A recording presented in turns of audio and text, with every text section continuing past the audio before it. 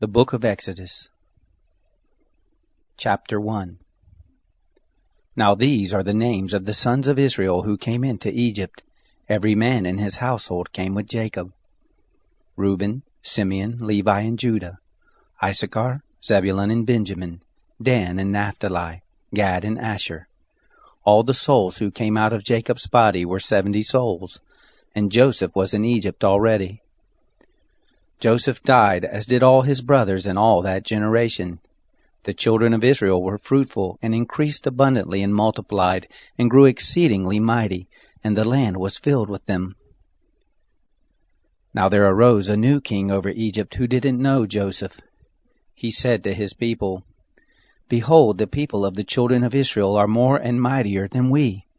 Come, let us deal wisely with them, lest they multiply. And it happened that when any war breaks out, they also join themselves to our enemies and fight against us, and escape out of the land." Therefore they set taskmasters over them to afflict them with their burdens. They built storage cities for Pharaoh, Pithom and Ramses. But the more they afflicted them, the more they multiplied, and the more they spread out. They were grieved because of the children of Israel. The Egyptians ruthlessly made the children of Israel serve, and they made their lives bitter with hard service, in mortar and in brick, and in all manner of service in the field, all their service in which they ruthlessly made them serve. The king of Egypt spoke to the Hebrew midwives, of whom the name of the one was Shiphrah, and the name of the other Puah. And he said, "When you perform the duty of a midwife to the Hebrew women, and see them on the birth stool, if it is a son, then you shall kill him, but if it is a daughter, then she shall live." But the midwives feared God, and didn't do what the king of Egypt commanded them, but saved the baby boys alive. The king of Egypt called for the midwives and said to them, "Why have you done this thing, and have saved the men children alive?" The midwives said to Pharaoh, "Because the Hebrew women aren't like the Egyptian women, for they are vigorous, and give birth before the midwife comes to them." God dealt well with the midwives, and the people multiplied and grew very mighty. It happened, because the midwives feared God, that he gave them families.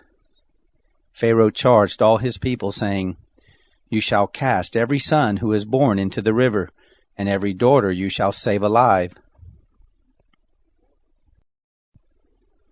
Chapter 2.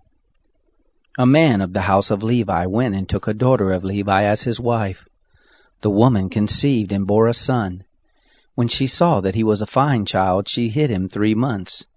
When she could no longer hide him, she took a papyrus basket for him, and coated it with tar and with pitch. She put the child in it and laid it in the reeds by the river's bank. His sisters stood far off to see what would be done to him. Pharaoh's daughter came down to bathe at the river. Her maidens walked along by the riverside. She saw the basket among the reeds and sent her handmaid to get it. She opened it and saw the child, and behold, the baby cried. She had compassion on him and said, "This is one of the Hebrews' children." Then his sister said to Pharaoh's daughter, "Should I go and call a nurse for you from the Hebrew women, that she may nurse the child for you?" Pharaoh's daughter said to her, "Go." The maiden went and called the child's mother. Pharaoh's daughter said to her, "Take this child away and nurse him for me, and I will give you your wages." The woman took the child and nursed it. The child grew, and she brought him to Pharaoh's daughter, and he became her son. She named him Moses, and said, "Because I drew him out of the water." It happened in those days, when Moses had grown up, that he went out to his brothers and looked at their burdens. He saw an Egyptian striking a Hebrew, one of his brothers. He looked this way and that way, and when he saw that there was no one, he killed the Egyptian and hid him in the sand. He went out the second day, and behold, 2 men of the Hebrews were fighting with each other. He said to him, who did the wrong, "Why do you strike your fellow brother?" He said, "Who made you a prince and a judge over us? Do you plan to kill me, as you killed the Egyptian?" Moses was afraid and said, "Surely this thing is known." Now when Pharaoh heard this thing, he sought to kill Moses. But Moses fled from the face of Pharaoh and lived in the land of Midian, and he sat down by a well. Now the priest of Midian had 7 daughters. They came and drew water and filled the troughs to water their father's flock. The shepherds came and drove them away, but Moses stood up and helped them and watered their flock. When they came to Reuel, their father, he said, "How is it that you have returned so early today?" They said, "An Egyptian delivered us out of the hand of the shepherds, and moreover he drew water for us and watered the flock." He said to his daughters, "Where is he? Why is it that you have left the man? Call him that he may eat bread." Moses was content to dwell with the man. He gave Moses Zipporah his daughter. She bore a son, and he named him Gershom, for he said, "I have lived as a foreigner in a foreign land." It happened in the course of those many days that the king of Egypt died, and the children of Israel sighed because of the bondage, and they cried, and their cry came up to God because of the bondage. God heard their groaning, and God remembered his covenant with Abraham, with Isaac, and with Jacob. God saw the children of Israel, and God was concerned about them. Chapter 3. Now Moses was keeping the flock of Jethro, his father-in-law, the priest of Midian. And he led the flock to the back of the wilderness, and came to God's mountain, to Horeb. The angel of the Lord appeared to him in a flame of fire out of the midst of a bush. He looked, and behold, the bush burned with fire, and the bush was not consumed. Moses said, "I will turn aside now and see this great sight, why the bush is not burnt." When the Lord saw that he turned aside to see, God called to him out of the midst of the bush, and said, "Moses, Moses." He said, "Here I am." He said, "Don't come close. Take off your sandals from off your feet, for the place you are standing on is holy ground."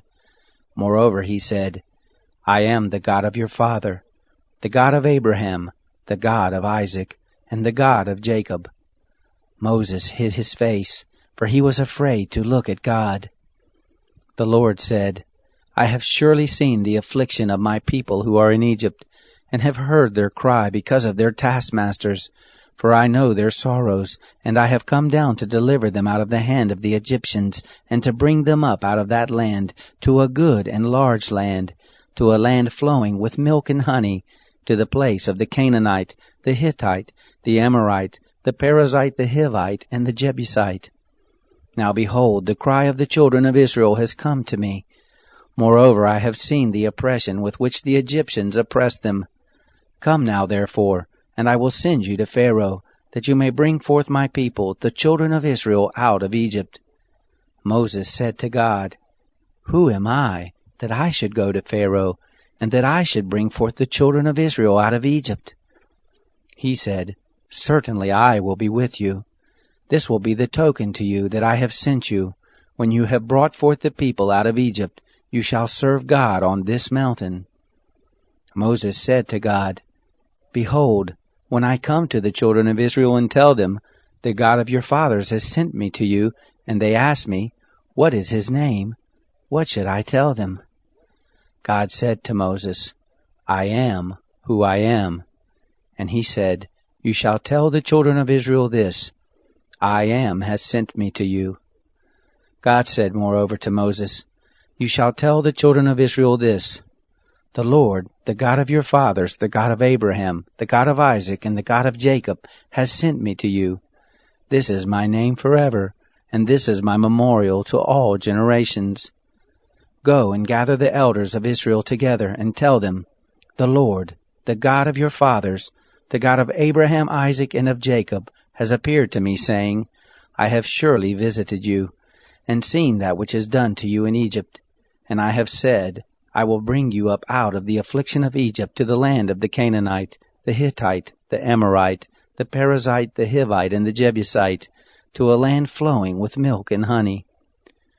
They will listen to your voice, and you shall come, you and the elders of Israel, to the king of Egypt, and you shall tell him, The Lord, the God of the Hebrews, has met with us. Now please let us go 3 days' journey into the wilderness, that we may sacrifice to the Lord our God. I know that the king of Egypt won't give you permission to go, no, not by a mighty hand. I will put forth my hand and strike Egypt with all my wonders which I will do in the midst of it, and after that he will let you go. I will give this people favor in the sight of the Egyptians, and it will happen that when you go, you shall not go empty-handed. But every woman shall ask of her neighbor, and of her who visits her house, jewels of silver, jewels of gold, and clothing, and you shall put them on your sons and on your daughters. You shall despoil the Egyptians. Chapter 4. Moses answered, But behold, they will not believe me, nor listen to my voice, for they will say, The Lord has not appeared to you. The Lord said to him, What is that in your hand? He said, A rod. He said, Throw it on the ground. He threw it on the ground, and it became a snake, and Moses ran away from it. The Lord said to Moses, Put forth your hand and take it by the tail. He put forth his hand and laid hold of it, and it became a rod in his hand.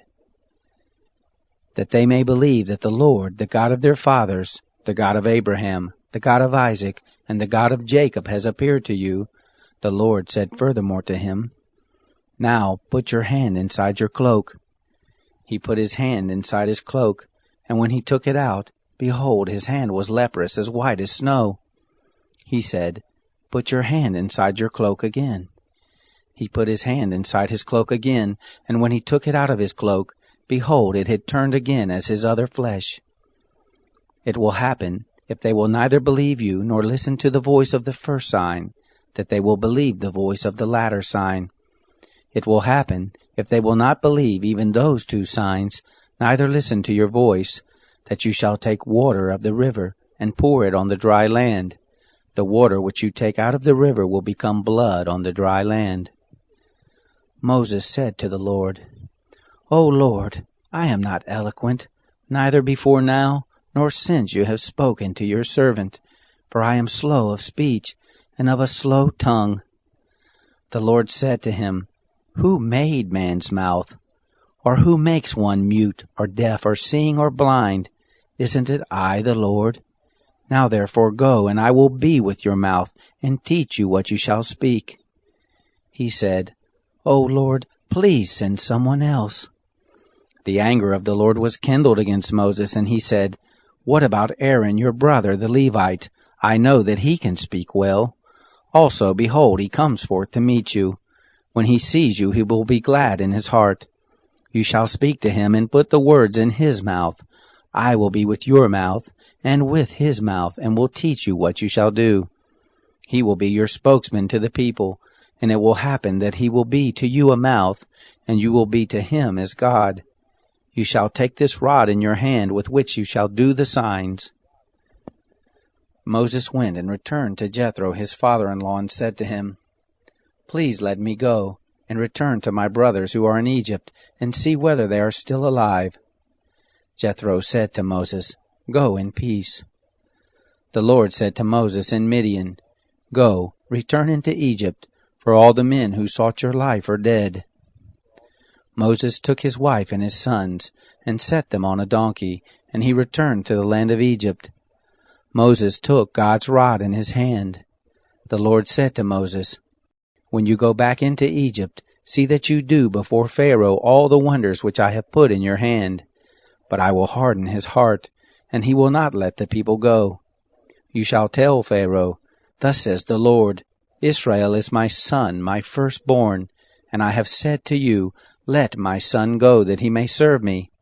And you have refused to let him go. Behold, I will kill your son, your firstborn. It happened on the way at a lodging place, that the Lord met him, and wanted to kill him. Then Zipporah took a flint, and cut off the foreskin of her son, and cast it at his feet, and she said, Surely you are a bridegroom of blood to me. So he let him alone. Then she said, You are a bridegroom of blood, because of the circumcision. The Lord said to Aaron, Go into the wilderness to meet Moses. he went and met him on God's mountain and kissed him. Moses told Aaron all the words of the Lord with which he had sent him, and all the signs with which he had charged him. Moses and Aaron went and gathered together all the elders of the children of Israel. Aaron spoke all the words which the Lord had spoken to Moses, and did the signs in the sight of the people. The people believed, and when they heard that the Lord had visited the children of Israel, and that he had seen their affliction, then they bowed their heads and worshipped. Chapter 5. Afterward, Moses and Aaron came and said to Pharaoh, "This is what the Lord, the God of Israel, says, Let my people go, that they may hold a feast to me in the wilderness." Pharaoh said, "Who is the Lord, that I should listen to his voice to let Israel go? I don't know the Lord, and moreover I will not let Israel go." They said, "The God of the Hebrews has met with us. Please let us go 3 days' journey into the wilderness and sacrifice to the Lord our God, lest he fall on us with pestilence or with the sword." The king of Egypt said to them, "Why do you, Moses and Aaron, take the people from their work? Get back to your burdens." Pharaoh said, "Behold, the people of the land are now many, and you make them rest from their burdens." The same day Pharaoh commanded the taskmasters of the people and their officers, saying, "You shall no longer give the people straw to make brick as before. Let them go and gather straw for themselves. The number of the bricks which they made before you require from them. You shall not diminish anything of it, for they are idle. Therefore they cry, saying, 'Let us go and sacrifice to our God.' Let heavier work be laid on the men, that they may labor therein, and don't let them pay any attention to lying words." The taskmasters of the people went out and their officers, and they spoke to the people, saying, "This is what the Pharaoh says, I will not give you straw. Go yourselves, get straw where you can find it, for nothing of your work shall be diminished." So the people were scattered abroad throughout all the land of Egypt to gather stubble for straw. The taskmasters were urgent, saying, "Fulfill your work quota daily, as when there was straw." The officers of the children of Israel, whom Pharaoh's taskmasters had set over them, were beaten and demanded, "Why haven't you fulfilled your quota both yesterday and today in making brick as before?" Then the officers of the children of Israel came and cried to Pharaoh, saying, "Why do you deal this way with your servants? No straw is given to your servants, and they tell us, 'Make brick.' And behold, your servants are beaten, but the fault is in your own people." But he said, "You are idle, you are idle. Therefore you say, 'Let us go and sacrifice to the Lord.' Go therefore now and work, for no straw shall be given to you, yet shall you deliver the same number of bricks." The officers of the children of Israel saw that they were in trouble, when it was said, "You shall not diminish anything from your daily quota of bricks." They met Moses and Aaron, who stood in the way as they came forth from Pharaoh, and they said to them, "May the Lord look at you and judge, because you have made us a stench to be abhorred in the eyes of Pharaoh and in the eyes of his servants, to put a sword in their hand to kill us." Moses returned to the Lord and said, "Lord, why have you brought trouble on this people? Why is it that you have sent me? For since I came to Pharaoh to speak in your name, he has brought trouble on this people, neither have you delivered your people at all." Chapter 6. The Lord said to Moses, "Now you shall see what I will do to Pharaoh. For by a strong hand he shall let them go, and by a strong hand he shall drive them out of his land."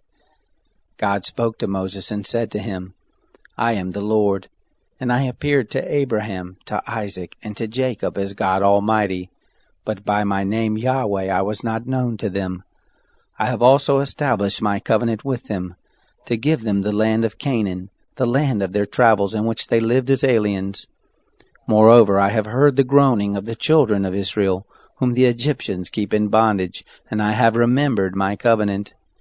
Therefore tell the children of Israel, I am the Lord, and I will bring you out from under the burdens of the Egyptians, and I will rid you out of their bondage, and I will redeem you with an outstretched arm and with great judgments.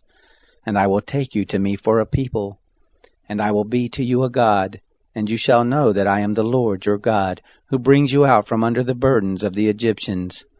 I will bring you into the land which I swore to give to Abraham, to Isaac, and to Jacob, and I will give it to you for a heritage. I am the Lord." Moses spoke so to the children of Israel, but they didn't listen to Moses for anguish of spirit and for cruel bondage. The Lord spoke to Moses, saying, "Go in, speak to Pharaoh king of Egypt, that he let the children of Israel go out of his land." Moses spoke before the Lord, saying, "Behold, the children of Israel haven't listened to me. How then shall Pharaoh listen to me, who am of uncircumcised lips?" The Lord spoke to Moses and to Aaron, and gave them a charge to the children of Israel and to Pharaoh king of Egypt, to bring the children of Israel out of the land of Egypt. These are the heads of their fathers' houses: the sons of Reuben, the firstborn of Israel, Hanok and Palu, Hezron and Carmi. These are the families of Reuben. The sons of Simeon, Jemuel and Jamin, and Ohad and Jachin, and Zohar, and Shaul the son of a Canaanite woman. These are the families of Simeon. These are the names of the sons of Levi according to their generations: Gershon and Kohath and Merari. And the years of the life of Levi were 137 years. The sons of Gershon, Libni and Shimei, according to their families. The sons of Kohath, Amram and Izhar, and Hebron and Uzziel. And the years of the life of Kohath were 133 years. The sons of Merari, Mali and Mushi. These are the families of the Levites according to their generations. Amram took Jochebed his father's sister to himself as wife, and she bore him Aaron and Moses. And the years of the life of Amram were 137 years. The sons of Ishar, Korah and Nepheg and Zikri. The sons of Uzziel, Mishael and Elishphan and Sithri. Aaron took Elisheba, the daughter of Amminadab, the sister of Nahshon, as his wife, and she bore him Nadab and Abihu, Eleazar and Ithamar. The sons of Korah, Asher and Elkanah, and Abiasaph. These are the families of the Korahites. Eleazar, Aaron's son, took one of the daughters of Putiel as his wife, and she bore him Phinehas. These are the heads of the fathers' houses of the Levites according to their families. These are that Aaron and Moses, to whom the Lord said, "Bring out the children of Israel from the land of Egypt according to their host." These are those who spoke to Pharaoh king of Egypt, to bring out the children of Israel from Egypt. These are that Moses and Aaron. It happened on the day when the Lord spoke to Moses in the land of Egypt, that the Lord spoke to Moses, saying, "I am the Lord. Speak to Pharaoh king of Egypt all that I speak to you." Moses said before the Lord, "Behold, I am of uncircumcised lips, and how shall Pharaoh listen to me?" Chapter 7. The Lord said to Moses, "Behold, I have made you as God to Pharaoh, and Aaron your brother shall be your prophet. You shall speak all that I command you, and Aaron your brother shall speak to Pharaoh, that he let the children of Israel go out of his land. I will harden Pharaoh's heart, and multiply my signs and my wonders in the land of Egypt. But Pharaoh will not listen to you, and I will lay my hand on Egypt, and bring forth my host, my people the children of Israel, out of the land of Egypt by great judgments. The Egyptians shall know that I am the Lord, when I stretch forth my hand on Egypt, and bring out the children of Israel from among them." Moses and Aaron did so, as the Lord commanded them, so they did. Moses was 80 years old, and Aaron 83 years old when they spoke to Pharaoh. The Lord spoke to Moses and to Aaron, saying, "When Pharaoh speaks to you, saying, 'Perform a miracle,' then you shall tell Aaron, 'Take your rod, and cast it down before Pharaoh, that it become a serpent.'" Moses and Aaron went in to Pharaoh, and they did so, as the Lord had commanded. And Aaron cast down his rod before Pharaoh and before his servants, and it became a serpent. Then Pharaoh also called for the wise men and the sorcerers. They also, the magicians of Egypt, did in like manner with their enchantments. For they cast down every man his rod, and they became serpents. But Aaron's rod swallowed up their rods. Pharaoh's heart was hardened, and he didn't listen to them as the Lord had spoken. The Lord said to Moses, Pharaoh's heart is stubborn. He refuses to let the people go. Go to Pharaoh in the morning. Behold, he goes out to the water, and you shall stand by the river's bank to meet him. And the rod which was turned to a serpent you shall take in your hand. You shall tell him, The Lord, the God of the Hebrews, has sent me to you, saying, Let my people go, that they may serve me in the wilderness. And behold, until now you haven't listened. Thus says the Lord, In this you shall know that I am the Lord. Behold, I will strike with the rod that is in my hand on the waters which are in the river, and they shall be turned to blood. The fish that are in the river shall die, and the river shall become foul, and the Egyptians shall loathe to drink water from the river. The Lord said to Moses, Tell Aaron, Take your rod, and stretch out your hand over the waters of Egypt, over their rivers, over their streams, and over their pools, and over all their ponds of water, that they may become blood. And there shall be blood throughout all the land of Egypt, both in vessels of wood and in vessels of stone. Moses and Aaron did so as the Lord commanded. And he lifted up the rod and struck the waters that were in the river in the sight of Pharaoh and in the sight of his servants. And all the waters that were in the river were turned to blood. The fish that were in the river died, and the river became foul, and the Egyptians couldn't drink water from the river, and the blood was throughout all the land of Egypt. The magicians of Egypt did in like manner with their enchantments, and Pharaoh's heart was hardened, and he didn't listen to them, as the Lord had spoken. Pharaoh turned and went into his house, neither did he lay even this to heart. All the Egyptians dug round about the river for water to drink, for they couldn't drink of the water of the river. 7 days were fulfilled after the Lord had struck the river. Chapter 8. The Lord spoke to Moses, Go into Pharaoh and tell him, This is what the Lord says, Let my people go, that they may serve me.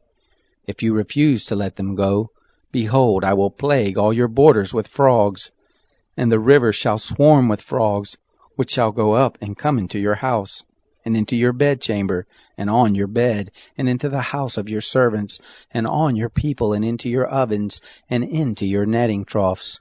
And the frogs shall come up both on you and on your people, and on all your servants. The Lord said to Moses, Tell Aaron, Stretch forth your hand with your rod over the rivers, over the streams, and over the pools, and cause frogs to come up on the land of Egypt. Aaron stretched out his hand over the waters of Egypt, and the frogs came up, and covered the land of Egypt. The magicians did in like manner with their enchantments, and brought up frogs on the land of Egypt. Then Pharaoh called for Moses and Aaron, and said, Entreat the Lord, that he take away the frogs from me and from my people, and I will let the people go, that they may sacrifice to the Lord. Moses said to Pharaoh, I give you the honor of setting the time that I should pray for you, and for your servants, and for your people, that the frogs be destroyed from you and your houses, and remain in the river only. He said, Tomorrow. He said, Be it according to your word, that you may know that there is none like the Lord our God. The frogs shall depart from you, and from your houses, and from your servants, and from your people. They shall remain in the river only. Moses and Aaron went out from Pharaoh, and Moses cried to the Lord concerning the frogs which he had brought on Pharaoh. The Lord did according to the word of Moses, and the frogs died out of the houses, out of the courts, and out of the fields. They gathered them together in heaps, and the land stank. But when Pharaoh saw that there was a respite, he hardened his heart and didn't listen to them as the Lord had spoken. The Lord said to Moses, Tell Aaron, Stretch out your rod and strike the dust of the earth, that it may become lice throughout all the land of Egypt. They did so, and Aaron stretched out his hand with his rod and struck the dust of the earth, and there were lice on man and on animal. All the dust of the earth became lice throughout all the land of Egypt. The magicians tried with their enchantments to bring forth lice, but they couldn't. There were lice on man and on animal. Then the magician said to Pharaoh, "This is the finger of God." And Pharaoh's heart was hardened, and he didn't listen to them as the Lord had spoken. The Lord said to Moses, "Rise up early in the morning and stand before Pharaoh. Behold, he comes forth to the water, and tell him, 'This is what the Lord says, Let my people go, that they may serve me. Else, if you will not let my people go, behold, I will send swarms of flies on you and on your servants and on your people, and into your houses, and the houses of the Egyptians shall be full of swarms of flies, and also the ground whereon they are. I will set apart in that day the land of Goshen in which my people dwell, that no swarms of flies shall be there, to the end that you may know that I am the Lord in the midst of the earth. I will put a division between my people and your people. By tomorrow shall this sign be.' The Lord did so, and there came grievous swarms of flies into the house of Pharaoh and into his servants' houses, and in all the land of Egypt the land was corrupted by reason of the swarms of flies. Pharaoh called for Moses and for Aaron and said, 'Go, sacrifice to your God in the land.' Moses said, 'It isn't appropriate to do so, for we shall sacrifice the abomination of the Egyptians to the Lord our God. Behold, shall we sacrifice the abomination of the Egyptians before their eyes, and won't they stone us? We will go 3 days' journey into the wilderness, and sacrifice to the Lord our God as he shall command us.' Pharaoh said, 'I will let you go, that you may sacrifice to the Lord your God in the wilderness, only you shall not go very far away. Pray for me.'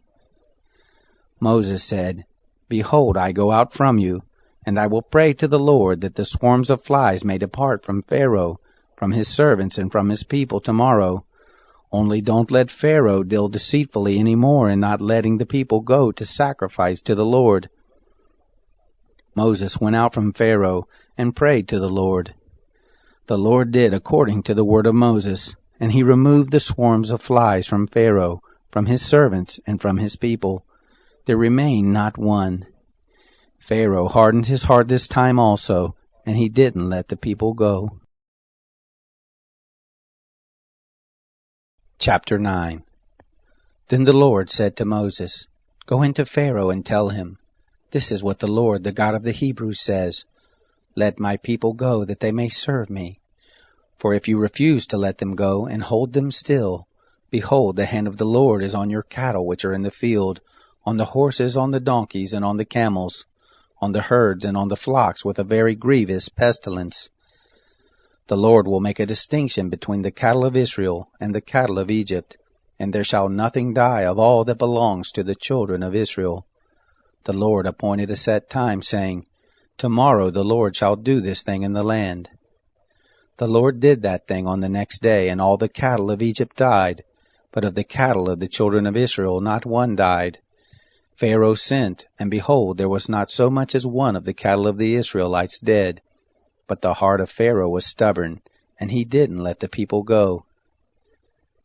The Lord said to Moses and to Aaron, Take to you handfuls of ashes of the furnace, and let Moses sprinkle it toward the sky in the sight of Pharaoh.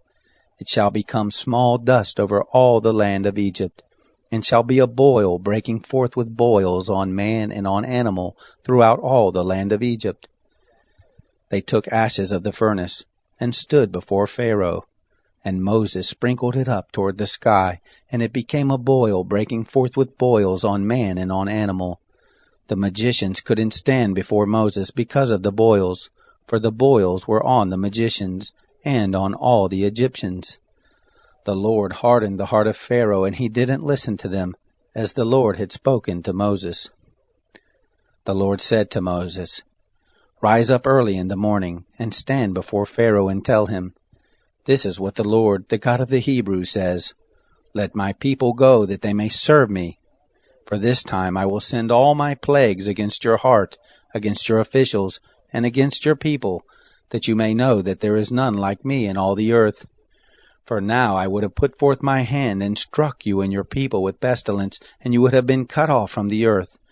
But indeed for this cause I have made you stand, to show you my power, and that my name may be declared throughout all the earth, as you still exalt yourself against my people, that you won't let them go. Behold, tomorrow about this time I will cause it to rain a very grievous hail, such as has not been in Egypt since the day it was founded, even until now. Now therefore command that all of your cattle, and all that you have in the field, be brought into shelter. Every man and animal that is found in the field and isn't brought home, the hail shall come down on them, and they shall die.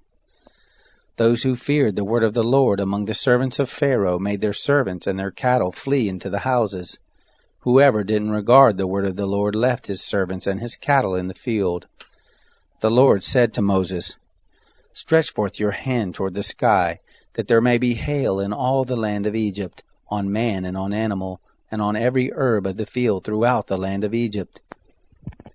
Moses stretched forth his rod toward the heavens, and the Lord sent thunder, hail and lightning, flashing down to the earth. The Lord rained hail on the land of Egypt, so that there was a very severe hail, and lightning mixed with the hail, such as had not been in all the land of Egypt since it became a nation. The hail struck throughout all the land of Egypt, all that was in the field, both man and animal, and the hail struck every herb of the field, and broke every tree of the field. Only in the land of Goshen, where the children of Israel were, there was no hail. Pharaoh sent and called for Moses and Aaron, and said to them, I have sinned this time. The Lord is righteous, and I and my people are wicked. Pray to the Lord, for there has been enough of mighty thunderings and hail. I will let you go, and you shall stay no longer. Moses said to him, As soon as I have gone out of the city, I will spread abroad my hands to the Lord. The thunder shall cease, neither shall there be any more hail, that you may know that the earth is the Lord's. But as for you and your servants, I know that you don't yet fear the Lord God.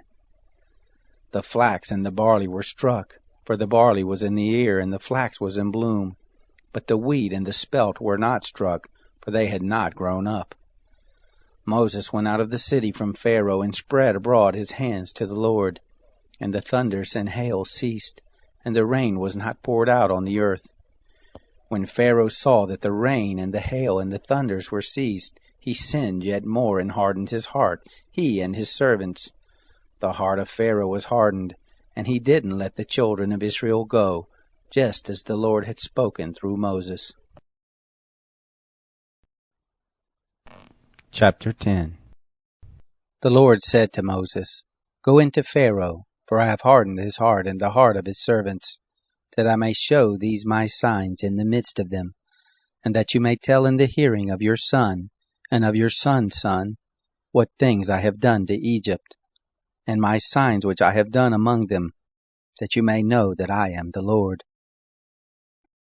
Moses and Aaron went into Pharaoh and said to him, This is what the Lord, the God of the Hebrews, says.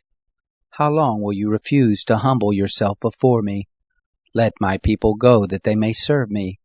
Or else, if you refuse to let my people go, behold, tomorrow I will bring locusts into your country, and they shall cover the surface of the earth, so that one won't be able to see the earth. They shall eat the residue of that which has escaped, which remains to you from the hail, and shall eat every tree which grows for you out of the field. Your houses shall be filled, and the houses of all your servants, and the houses of all the Egyptians, as neither your fathers nor your fathers' fathers have seen since the day that they were on the earth to this day. He turned and went out from Pharaoh. Pharaoh's servants said to him, How long will this man be a snare to us? Let the men go, that they may serve the Lord their God. Don't you yet know that Egypt is destroyed? Moses and Aaron were brought back again to Pharaoh, and he said to them, Go and serve the Lord your God. But who are those who will go? Moses said, We will go with our young and with our old, with our sons and with our daughters. With our flocks and with our herds will we go, for we must hold a feast to the Lord. He said to them, The Lord be with you if I will let you go with your little ones. See, evil is clearly before your faces. Not so. Go, now you who are men, and serve the Lord, for that is what you desire." They were driven out from Pharaoh's presence. The Lord said to Moses, "Stretch out your hand over the land of Egypt for the locust, that they may come upon the land of Egypt and eat every herb of the field, even all that the hail has left." Moses stretched forth his rod over the land of Egypt, and the Lord brought an east wind on the land all that day and all that night, and when it was morning, the east wind brought the locust. The locust went up over all the land of Egypt, and rested in all the borders of Egypt. They were very grievous. Before them there was no such locust as they, neither after them shall be such. For they covered the surface of the whole earth, so that the land was darkened. And they ate every herb of the land, and all the fruit of the trees which the hail had left. There remained nothing green, either tree or herb of the field, throughout all the land of Egypt. Then Pharaoh called for Moses and Aaron in haste, and he said, "I have sinned against the Lord your God, and against you. Now therefore please forgive my sin again, and pray to the Lord your God, that he may also take away from me this death." He went out from Pharaoh and prayed to the Lord. The Lord turned an exceeding strong west wind, which took up the locust, and drove them into the Red Sea. There remained not one locust in all the borders of Egypt. But the Lord hardened Pharaoh's heart, and he didn't let the children of Israel go. The Lord said to Moses, "Stretch out your hand toward the sky, that there may be darkness over the land of Egypt, even darkness which may be felt." Moses stretched forth his hand toward the sky, and there was a thick darkness in all the land of Egypt 3 days. They didn't see one another, neither did anyone rise from his place for 3 days. But all the children of Israel had light in their dwellings. Pharaoh called to Moses and said, "Go, serve the Lord. Only let your flocks and your herds stay behind. Let your little ones also go with you." Moses said, "You must also give into our hands sacrifices and burnt offerings, that we may sacrifice to the Lord our God. Our cattle also shall go with us. There shall not a hoof be left behind. For of it we must take to serve the Lord our God, and we don't know with what we must serve the Lord until we come there." But the Lord hardened Pharaoh's heart, and he wouldn't let them go. Pharaoh said to him, "Get away from me. Be careful to see my face no more, for in the day you see my face, you shall die." Moses said, "You have spoken well. I will see your face again no more." Chapter 11. The Lord said to Moses, "Yet one more plague will I bring on Pharaoh and on Egypt. Afterwards he will let you go. When he lets you go, he will surely thrust you out altogether. Speak now in the ears of the people, and let them ask every man of his neighbor, and every woman of her neighbor, jewels of silver and jewels of gold." The Lord gave the people favor in the sight of the Egyptians. Moreover, the man Moses was very great in the land of Egypt, in the sight of Pharaoh's servants and in the sight of the people. Moses said, "This is what the Lord says. About midnight I will go out into the midst of Egypt, and all the firstborn in the land of Egypt shall die, from the firstborn of Pharaoh who sits on his throne, even to the firstborn of the maidservant who is behind the mill, and all the firstborn of the cattle. There shall be a great cry throughout all the land of Egypt, such as there has not been nor shall be any more.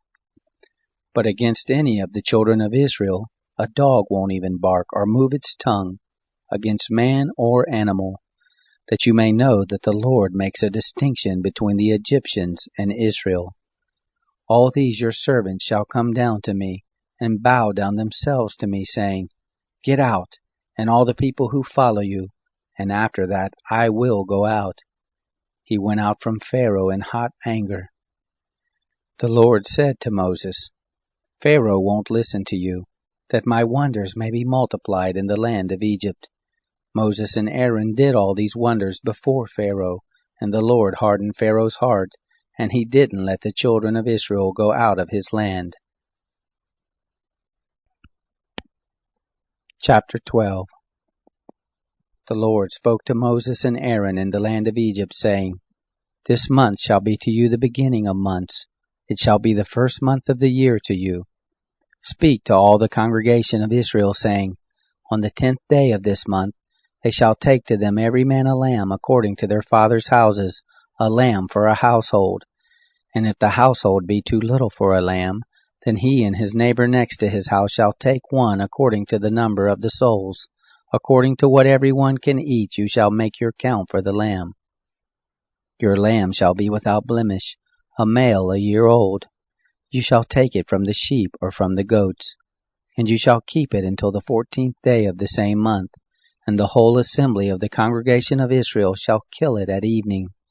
They shall take some of the blood, and put it on the 2 side posts and on the lintel, on the houses in which they shall eat it. They shall eat the flesh in that night, roasted with fire and unleavened bread. They shall eat it with bitter herbs. Don't eat it raw, nor boiled at all with water, but roasted with fire, with its head, its legs, and its inner parts. You shall let nothing of it remain until the morning, but that which remains of it until the morning you shall burn with fire. This is how you shall eat it, with your loins girded, your shoes on your feet, and your staff in your hand, and you shall eat it in haste.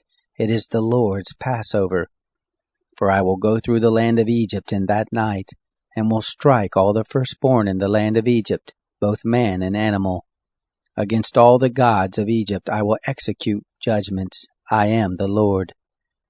The blood shall be to you for a token on the houses where you are, and when I see the blood, I will pass over you, and there shall be no plague be on you to destroy you when I strike the land of Egypt. This day shall be to you for a memorial, and you shall keep it a feast to the Lord. Throughout your generations you shall keep it a feast by an ordinance forever. 7 days shall you eat unleavened bread.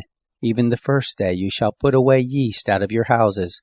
For whoever eats leavened bread from the first day until the 7th, that soul shall be cut off from Israel.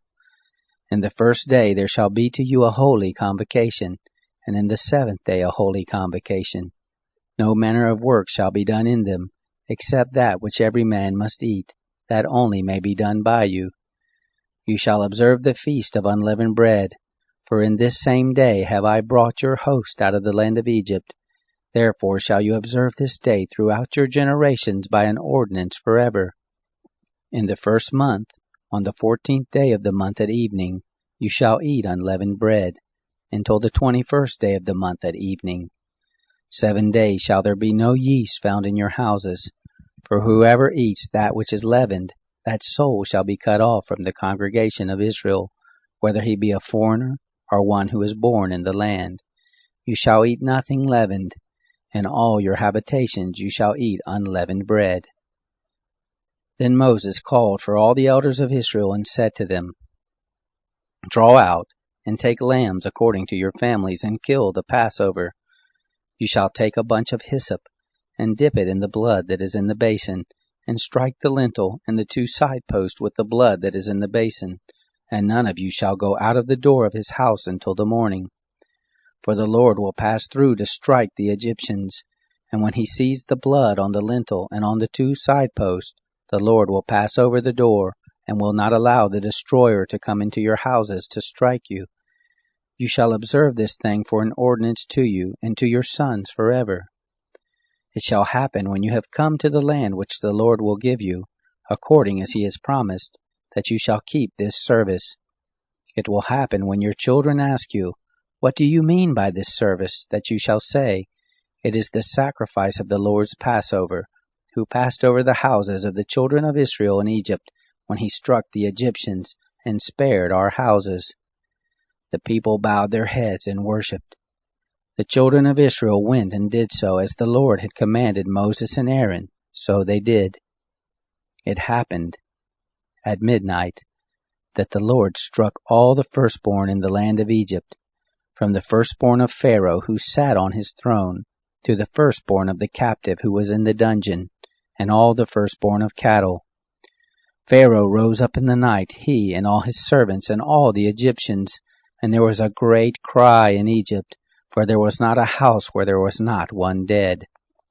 He called for Moses and Aaron by night and said, Rise up, get out from among my people, both you and the children of Israel, and go serve the Lord as you have said. Take both your flocks and your herds as you have said, and be gone, and bless me also. The Egyptians were urgent with the people to send them out of the land in haste, for they said, We are all dead men. The people took their dough before it was leavened, their netting troughs being bound up in their clothes on their shoulders. The children of Israel did according to the word of Moses, and they asked of the Egyptians jewels of silver and jewels of gold and clothing. The Lord gave the people favor in the sight of the Egyptians, so that they let them have what they asked. They despoiled the Egyptians. The children of Israel traveled from Ramses to Succoth, about 600,000 on foot who were men, besides children. A mixed multitude went up also with them, with flocks, herds, and even very much cattle. They baked unleavened cakes of the dough which they brought forth out of Egypt, for it wasn't leavened, because they were thrust out of Egypt and couldn't wait, neither had they prepared for themselves any food. Now the time that the children of Israel lived in Egypt was 430 years. It happened at the end of 430 years, even the same day it happened, that all the host of the Lord went out from the land of Egypt. It is a night to be much observed to the Lord for bringing them out from the land of Egypt. This is the night of the Lord, to be much observed of all the children of Israel throughout their generations. The Lord said to Moses and Aaron, This is the ordinance of the Passover. There shall no foreigner eat of it, but every man's servant who is bought for money, when you have circumcised him, then he shall eat of it. A foreigner and a hired servant shall not eat of it. In one house shall it be eaten, and you shall not carry forth anything of the flesh abroad out of the house, neither shall you break a bone of it. All the congregation of Israel shall keep it. When a stranger shall live as a foreigner with you, and will keep the Passover to the Lord, let all his males be circumcised, and then let him come near and keep it, and he shall be as one who is born in the land.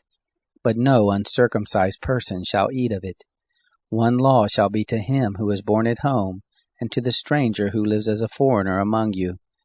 Thus did all the children of Israel, as the Lord commanded Moses and Aaron, so they did. It happened the same day that the Lord brought the children of Israel out of the land of Egypt by their host. Chapter 13. The Lord spoke to Moses, saying, Sanctify to me all of the firstborn, whatever opens the womb among the children of Israel, both of man and of animal, it is mine. Moses said to the people, Remember this day in which you came out from Egypt, out of the house of bondage, for by strength of hand the Lord brought you out from this place. No leavened bread shall be eaten. This day you go forth in the month Abib. It shall be when the Lord shall bring you into the land of the Canaanite, and the Hittite, and the Amorite, and the Hivite, and the Jebusite, which he swore to your fathers to give you, a land flowing with milk and honey, that you shall keep this service in this month. 7 days you shall eat unleavened bread, and in the 7th day shall be a feast to the Lord. Unleavened bread shall be eaten throughout the 7 days, and no leavened bread shall be seen with you, neither shall there be yeast seen with you in all your borders. You shall tell your son in that day, saying, It is because of that which the Lord did for me when I came forth out of Egypt. It shall be for a sign to you on your hand, and for a memorial between your eyes, that the law of the Lord may be in your mouth. For with a strong hand the Lord has brought you out of Egypt. You shall therefore keep this ordinance in its season from year to year. It shall be, when the Lord shall bring you into the land of the Canaanite, as he swore to you and to your fathers, and shall give it to you, that you shall set apart to the Lord all that opens the womb, and every firstborn which you have that comes from an animal, the male shall be the Lord's. Every firstborn of a donkey you shall redeem with a lamb, and if you will not redeem it, then you shall break its neck. And you shall redeem all the firstborn of man among your sons. It shall be, when your son asks you in time to come, saying, What is this? That you shall tell him, By strength of hand the Lord brought us out from Egypt, from the house of bondage. And it happened, when Pharaoh would hardly let us go, that the Lord killed all the firstborn in the land of Egypt, both the firstborn of man and the firstborn of animal. Therefore I sacrifice to the Lord all that opens the womb, being males, but all the firstborn of my sons I redeem. It shall be for a sign on your hand, and for symbols between your eyes, for by strength of hand the Lord brought us forth out of Egypt. It happened, when Pharaoh had let the people go, that God didn't lead them by the way of the land of the Philistines, although that was near, for God said, lest perhaps the people change their minds when they see war, and they return to Egypt. But God led the people around by the way of the wilderness by the Red Sea, and the children of Israel went up armed out of the land of Egypt. Moses took the bones of Joseph with him, for he had made the children of Israel swear, saying, God will surely visit you, and you shall carry up my bones away from here with you. They took their journey from Succoth, and encamped in Etham, in the edge of the wilderness. The Lord went before them by day in a pillar of cloud, to lead them on their way, and by night in a pillar of fire, to give them light, that they might go by day and by night. The pillar of cloud by day, and the pillar of fire by night, didn't depart from before the people. Chapter 14. The Lord spoke to Moses, saying, Speak to the children of Israel, that they turn back and encamp before Pihahiroth, between Migdol and the sea, before Baal-Zephon. You shall encamp opposite it by the sea. Pharaoh will say of the children of Israel, They are entangled in the land. The wilderness has shut them in. I will harden Pharaoh's heart, and he will follow after them. And I will get honor over Pharaoh and over all his host, and the Egyptians shall know that I am the Lord. They did so. It was told the king of Egypt that the people had fled, and the heart of Pharaoh and of his servants was changed towards the people, and they said, What is this we have done, that we have let Israel go from serving us? He made ready his chariot and took his army with him, and he took 600 chosen chariots, and all the chariots of Egypt, and captains over all of them. The Lord hardened the heart of Pharaoh, king of Egypt, and he pursued after the children of Israel, for the children of Israel went out with a high hand. The Egyptians pursued after them, all the horses and chariots of Pharaoh, his horsemen and his army, and overtook them encamping by the sea, beside Pihahiroth, before Baal-Zephon. When Pharaoh drew near, the children of Israel lifted up their eyes, and behold, the Egyptians were marching after them, and they were very afraid. The children of Israel cried out to the Lord. They said to Moses, Because there were no graves in Egypt, have you taken us away to die in the wilderness? Why have you treated us this way to bring us forth out of Egypt? Isn't this the word we spoke to you in Egypt, saying, Leave us alone, that we may serve the Egyptians? For it were better for us to serve the Egyptians than that we should die in the wilderness. Moses said to the people, Don't be afraid. Stand still and see the salvation of the Lord, which he will work for you today. For the Egyptians whom you have seen today, you shall never see them again. The Lord will fight for you, and you shall be still. The Lord said to Moses, Why do you cry to me? Speak to the children of Israel that they go forward. Lift up your rod and stretch out your hand over the sea and divide it, and the children of Israel shall go into the midst of the sea on dry ground. Behold, I will harden the hearts of the Egyptians, and they shall go in after them, and I will get myself honor over Pharaoh, and over all his host, over his chariots, and over his horsemen. The Egyptians shall know that I am the Lord, when I have gotten myself honor over Pharaoh, over his chariots, and over his horsemen.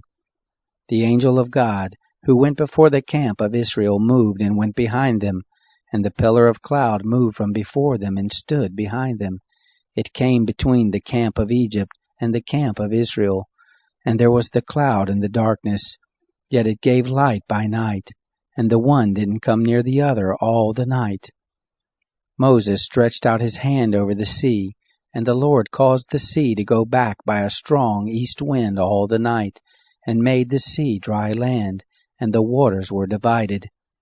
The children of Israel went into the midst of the sea on the dry ground, and the waters were a wall to them on their right hand and on their left. The Egyptians pursued, and went in after them into the midst of the sea, all of Pharaoh's horses, his chariots, and his horsemen. It happened in the morning watch that the Lord looked out on the host of the Egyptians through the pillar of fire and of cloud, and confused the Egyptian army. He took off their chariot wheels, and they drove them heavily, so that the Egyptians said, "Let's flee from the face of Israel, for the Lord fights for them against the Egyptians." The Lord said to Moses, "Stretch out your hand over the sea, that the waters may come again on the Egyptians, on their chariots and on their horsemen." Moses stretched out his hand over the sea, and the sea returned to its strength when the morning appeared, and the Egyptians fled against it. The Lord overthrew the Egyptians in the midst of the sea. The waters returned and covered the chariots and the horsemen, even all Pharaoh's army that went in after them into the sea. There remained not so much as one of them. But the children of Israel walked on dry land in the midst of the sea, and the waters were a wall to them on their right hand and on their left. Thus the Lord saved Israel that day out of the hand of the Egyptians, and Israel saw the Egyptians dead on the seashore. Israel saw the great work which the Lord did to the Egyptians, and all the people feared the Lord, and they believed in the Lord and in his servant Moses. Chapter 15. Then Moses and the children of Israel sang this song to the Lord and said, "I will sing to the Lord, for he has triumphed gloriously. The horse and his rider he has thrown into the sea. The Lord is my strength and song. He has become my salvation. This is my God, and I will praise him, my father's God, and I will exalt him. The Lord is a man of war. The Lord is his name. Pharaoh's chariots and his host has he cast into the sea. His chosen captains are sunk in the Red Sea. The deeps cover them. They went down into the depths like a stone. Your right hand, Lord, is glorious in power. Your right hand, Lord, dashes the enemy in pieces. In the greatness of your excellency, you overthrow those who rise up against you. You send forth your wrath. It consumes them as stubble. With the blast of your nostrils the waters were piled up. The flood stood upright as a heap. The deeps were congealed in the heart of the sea. The enemy said, I will pursue, I will overtake, I will divide the spoil. My desire shall be satisfied on them. I will draw my sword, my hand shall destroy them. You blew with your wind, the sea covered them. They sank like lead in the mighty waters. Who is like you, O Lord, among the gods? Who is like you, glorious in holiness, fearful in praises, doing wonders? You stretched out your right hand, the earth swallowed them. You in your loving kindness have led the people that you have redeemed. You have guided them in your strength to your holy habitation. The peoples have heard, they tremble. Pangs have taken hold on the inhabitants of Philistia. Then the chiefs of Edom were dismayed. Trembling takes hold of the mighty men of Moab. All the inhabitants of Canaan are melted away. Terror and dread falls on them. By the greatness of your arm they are as still as a stone, until your people pass over, Lord, until the people pass over who you have purchased. You shall bring them in and plant them in the mountain of your inheritance, the place, Lord, which you have made for yourself to dwell in, the sanctuary, Lord, which your hands have established. The Lord shall reign forever and ever. For the horses of Pharaoh went in with his chariots and with his horsemen into the sea, and the Lord brought back the waters of the sea on them. But the children of Israel walked on dry land in the midst of the sea. Miriam the prophetess, the sister of Aaron, took a tambourine in her hand, and all the women went out after her with tambourines and with dances. Miriam answered them, Sing to the Lord, for he has triumphed gloriously. The horse and his rider he has thrown into the sea. Moses led Israel onward from the Red Sea, and they went out into the wilderness of Shur. And they went 3 days in the wilderness, and found no water. When they came to Marah, they couldn't drink from the waters of Marah, for they were bitter. Therefore the name of it was called Marah. The people murmured against Moses, saying, "What shall we drink?" Then he cried to the Lord. The Lord showed him a tree, and he threw it into the waters, and the waters were made sweet. There he made a statute and an ordinance for them, and there he tested them. And he said, "If you will diligently listen to the voice of the Lord your God, and will do that which is right in his eyes, and will pay attention to his commandments, and keep all his statutes, I will put none of the diseases on you, which I have put on the Egyptians, for I am the Lord who heals you." They came to Elim, where there were 12 springs of water, and 70 palm trees, and they encamped there by the waters. Chapter 16. They took their journey from Elim, and all the congregation of the children of Israel came to the wilderness of Sin, which is between Elim and Sinai, on the 15th day of the 2nd month after their departing out of the land of Egypt. The whole congregation of the children of Israel murmured against Moses and against Aaron in the wilderness. And the children of Israel said to them, "We wish that we had died by the hand of the Lord in the land of Egypt, when we sat by the flesh pots, when we ate our fill of bread. For you have brought us out into this wilderness to kill this whole assembly with hunger." Then the Lord said to Moses, "Behold, I will rain bread from the sky for you, and the people shall go out and gather a day's portion every day, that I may test them, whether they will walk in my law or not. It shall come to pass on the 6th day, that they shall prepare that which they bring in, and it shall be twice as much as they gather daily." Moses and Aaron said to all the children of Israel, "At evening, then you shall know that the Lord has brought you out from the land of Egypt, and in the morning, then you shall see the glory of the Lord, because he hears your murmurings against the Lord. Who are we that you murmur against us?" Moses said, "Now the Lord shall give you meat to eat in the evening, and in the morning bread to satisfy you, because the Lord hears your murmurings which you murmur against him. And who are we? Your murmurings are not against us, but against the Lord."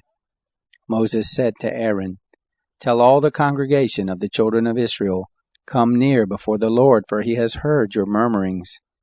It happened, as Aaron spoke to the whole congregation of the children of Israel, that they looked toward the wilderness, and behold, the glory of the Lord appeared in the cloud.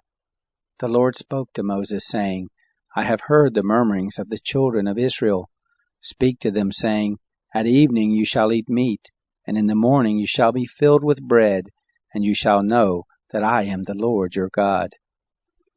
It happened at evening that quail came up and covered the camp, and in the morning the dew lay around the camp. When the dew that lay had gone, behold, on the surface of the wilderness was a small round thing, small as the hoarfrost on the ground. When the children of Israel saw it, they said one to another, "What is it?" For they didn't know what it was. Moses said to them, "It is the bread which the Lord has given you to eat. This is the thing which the Lord has commanded. Gather of it every one according to his eating, an omer a head, according to the number of your persons shall you take it, every man for those who are in his tent." The children of Israel did so, and gathered some more, some less. When they had measured it with an omer, he who gathered much had nothing over, and he who gathered little had no lack. They gathered every man according to his eating. Moses said to them, "Let no one leave of it until the morning." Notwithstanding, they didn't listen to Moses, but some of them left of it until the morning, and it bred worms and became foul, and Moses was angry with them. They gathered it morning by morning, every one according to his eating. When the sun grew hot, it melted. It happened that on the 6th day they gathered twice as much bread, 2 omers for each one. And all the rulers of the congregation came and told Moses. He said to them, "This is that which the Lord has spoken. Tomorrow is a solemn rest, a holy Sabbath to the Lord. Bake that which you want to bake, and boil that which you want to boil, and all that remains over lay up for yourselves to be kept until the morning. They laid it up until the morning as Moses asked, and it didn't become foul, neither was there any worm in it. Moses said, Eat that today, for today is a Sabbath to the Lord. Today you shall not find it in the field. 6 days you shall gather it, but on the 7th day is the Sabbath. In it there shall be none. It happened on the 7th day that some of the people went out to gather, and they found none. The Lord said to Moses, How long do you refuse to keep my commandments and my laws? Behold, because the Lord has given you the Sabbath, therefore he gives you on the 6th day the bread of 2 days. Everyone stay in his place. Let no one go out of his place on the 7th day. So the people rested on the 7th day. The house of Israel called the name of it manna, and it was like coriander seed, white, and its taste was like wafers with honey. Moses said, This is the thing which the Lord has commanded. Let an omer full of it be kept throughout your generations, that they may see the bread with which I fed you in the wilderness when I brought you forth from the land of Egypt. Moses said to Aaron, Take a pot, and put an omer full of manna in it, and lay it up before the Lord to be kept throughout your generations. As the Lord commanded Moses, so Aaron laid it up before the testimony to be kept. The children of Israel ate the manna 40 years until they came to an inhabited land. They ate the manna until they came to the borders of the land of Canaan. Now an omer is the 10th part of an ephah. Chapter 17. All the congregation of the children of Israel traveled from the wilderness of Sin by their journeys according to the Lord's commandment, and encamped in Rephidim. But there was no water for the people to drink. Therefore the people quarreled with Moses and said, Give us water to drink. Moses said to them, Why do you quarrel with me? Why do you test the Lord? The people were thirsty for water there, and the people murmured against Moses and said, Why have you brought us up out of Egypt to kill us, our children, and our livestock with thirst? Moses cried to the Lord, saying, What shall I do with these people? They are almost ready to stone me. The Lord said to Moses, Walk on before the people, and take the elders of Israel with you, and take the rod in your hand with which you struck the Nile, and go. Behold, I will stand before you there on the rock in Horeb. You shall strike the rock, and water will come out of it, that the people may drink. Moses did so in the sight of the elders of Israel. He called the name of the place Massah and Meribah, because the children of Israel quarreled, and because they tested the Lord, saying, Is the Lord among us or not? Then Amalek came and fought with Israel in Rephidim. Moses said to Joshua, Choose men for us and go out, fight with Amalek. Tomorrow I will stand on the top of the hill with God's rod in my hand. So Joshua did as Moses had told him, and fought with Amalek, and Moses, Aaron, and Hur went up to the top of the hill. It happened, when Moses held up his hand, that Israel prevailed, and when he let down his hand, Amalek prevailed. But Moses' hands were heavy, and they took a stone and put it under him, and he sat on it. Aaron and Hur held up his hands, the one on the one side, and the other on the other side. His hands were steady until sunset. Joshua defeated Amalek and his people with the edge of the sword. The Lord said to Moses, Write this for a memorial in a book, and rehearse it in the ears of Joshua, that I will utterly blot out the memory of Amalek from under the sky. Moses built an altar, and called the name of it the Lord our banner. He said, The Lord has sworn, the Lord will have war with Amalek from generation to generation. Chapter 18. Now Jethro, the priest of Midian, Moses' father-in-law, heard of all that God had done for Moses and for Israel his people, how that the Lord had brought Israel out of Egypt. Jethro, Moses' father-in-law, received Zipporah, Moses' wife, after he had sent her away, and her 2 sons. The name of one son was Gershom, for Moses said, I have lived as a foreigner in a foreign land. The name of the other was Eleazar, for he said, My father's God was my help, and delivered me from Pharaoh's sword.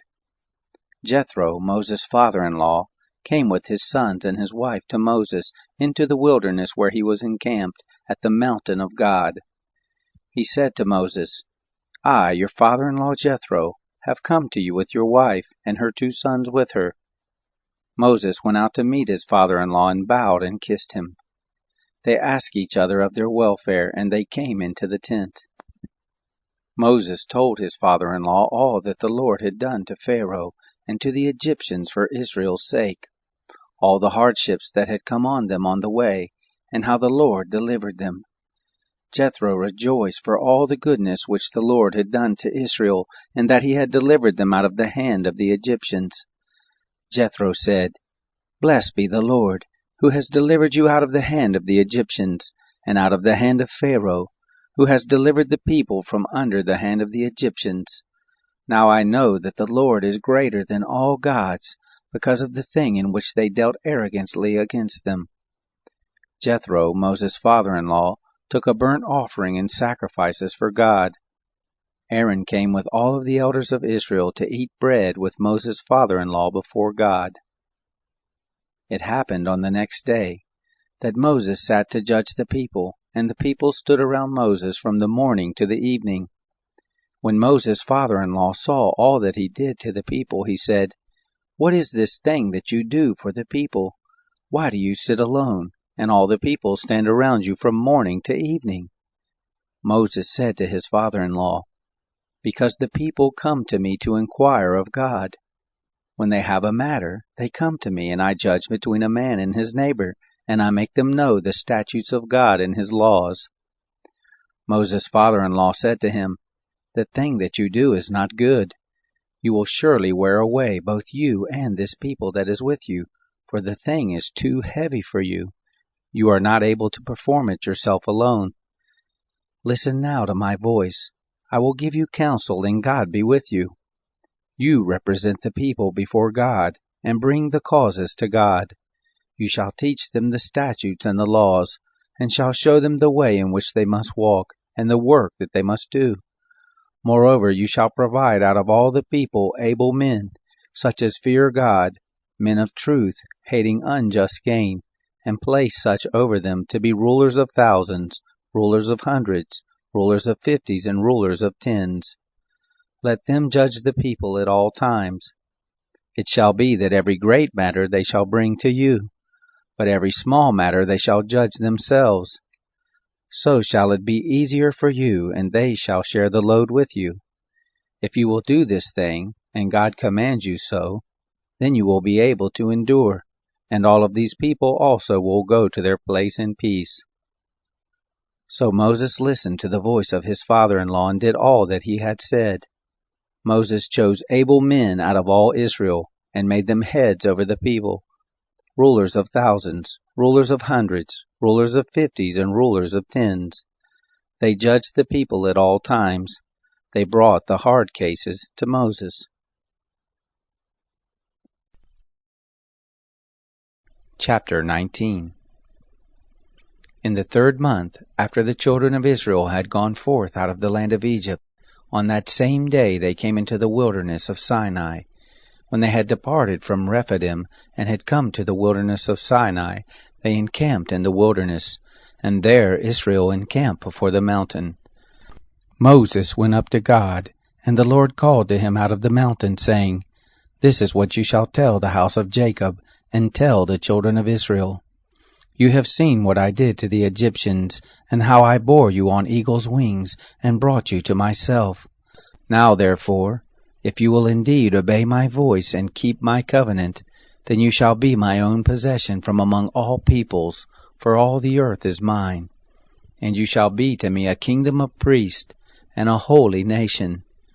These are the words which you shall speak to the children of Israel. Moses came and called for the elders of the people, and set before them all these words which the Lord commanded him. All the people answered together and said, All that the Lord has spoken we will do. Moses reported the words of the people to the Lord. The Lord said to Moses, Behold, I come to you in a thick cloud, that the people may hear when I speak with you, and may also believe you forever. Moses told the words of the people to the Lord. The Lord said to Moses, Go to the people and sanctify them today and tomorrow, and let them wash their garments, and be ready against the third day, for on the third day the Lord will come down in the sight of all the people on Mount Sinai. You shall set bounds to the people round about, saying, Be careful that you don't go up onto the mountain, or touch its border. Whoever touches the mountain shall surely be put to death. No hand shall touch him, but he shall surely be stoned, or shot through. Whether it is animal or man, he shall not live. When the trumpet sounds long, they shall come up to the mountain. Moses went down from the mountain to the people, and sanctified the people, and they washed their clothes. He said to the people, Be ready by the third day. Don't have sexual relations with a woman.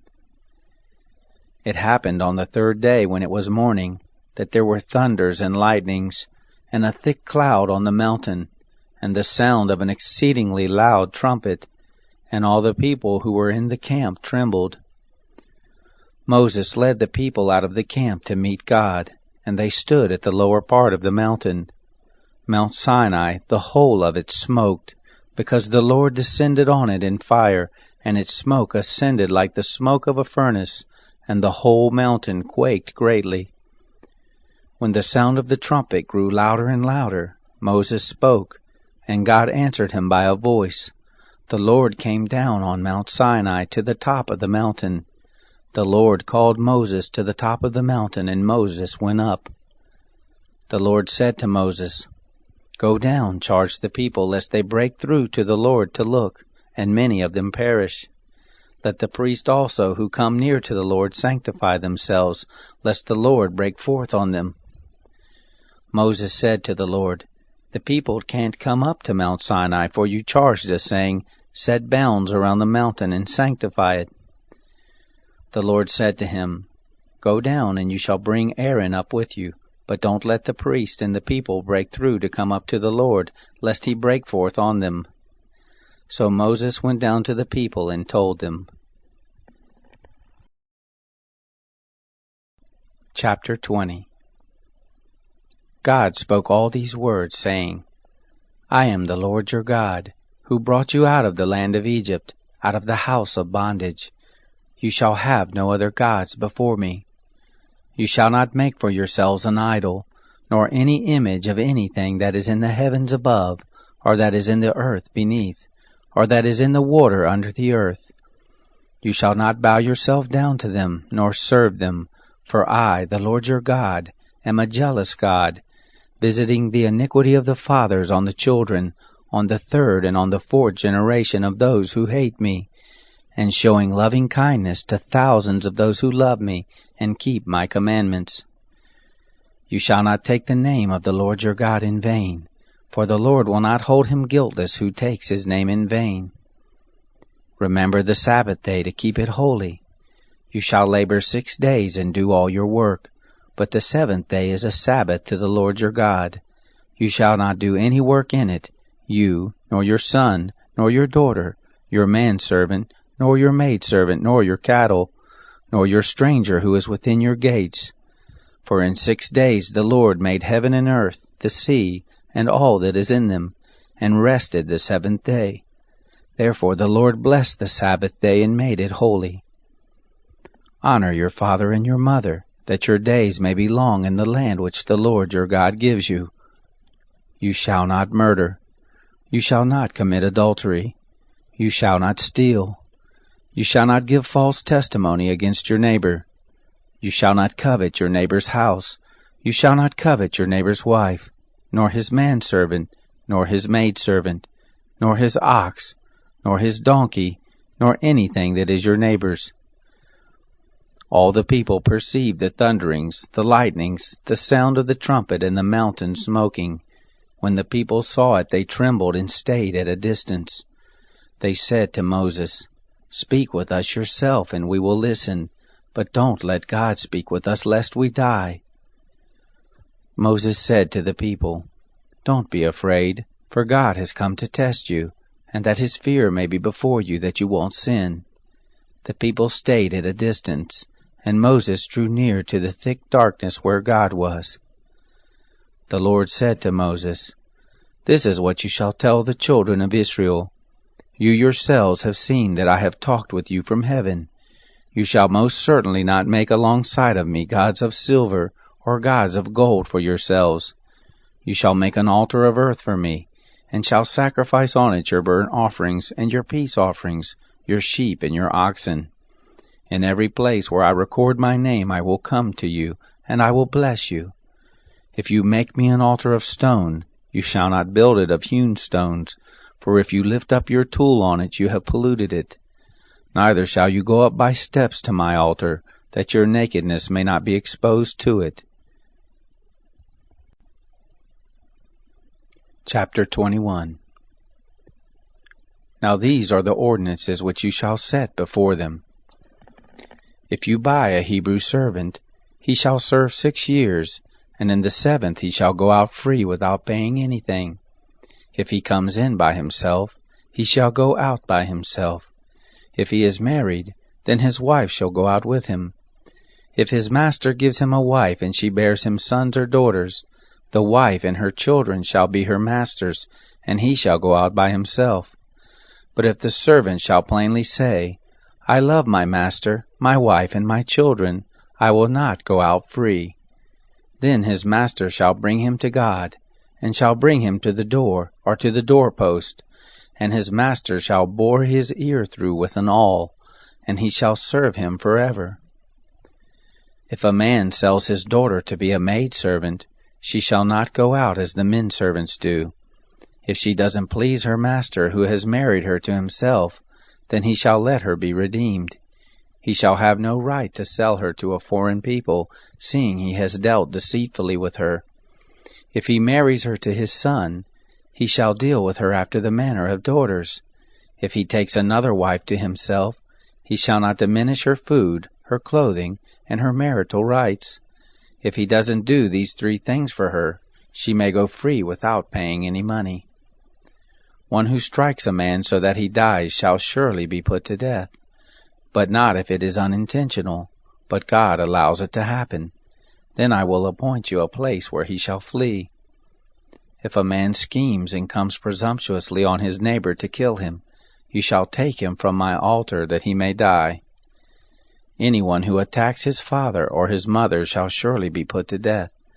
Anyone who kidnaps someone and sells him, or if he is found in his hand, he shall surely be put to death. Anyone who curses his father or his mother shall surely be put to death. If men quarrel, and one strikes the other with a stone, or with his fist, and he doesn't die, but is confined to bed, if he rises again and walks around with his staff, then he who struck him shall be cleared. Only he shall pay for the loss of his time, and shall provide for his healing until he is thoroughly healed. If a man strikes his servant or his maid with a rod, and he dies under his hand, he shall surely be punished. Notwithstanding, if he gets up after a day or 2, he shall not be punished, for he is his property.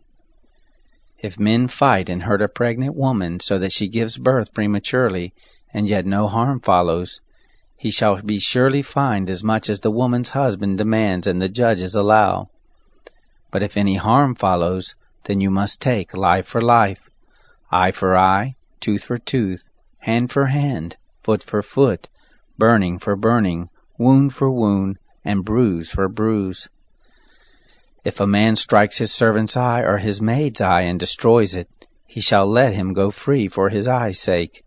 If he strikes out his manservant's tooth or his maidservant's tooth, he shall let him go free for his tooth's sake.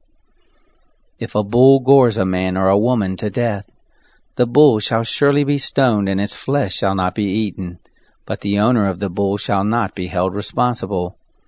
But if the bull had a habit of goring in the past, and it has been testified to its owner, and he has not kept it in, but it has killed a man or a woman, the bull shall be stoned, and its owner shall also be put to death.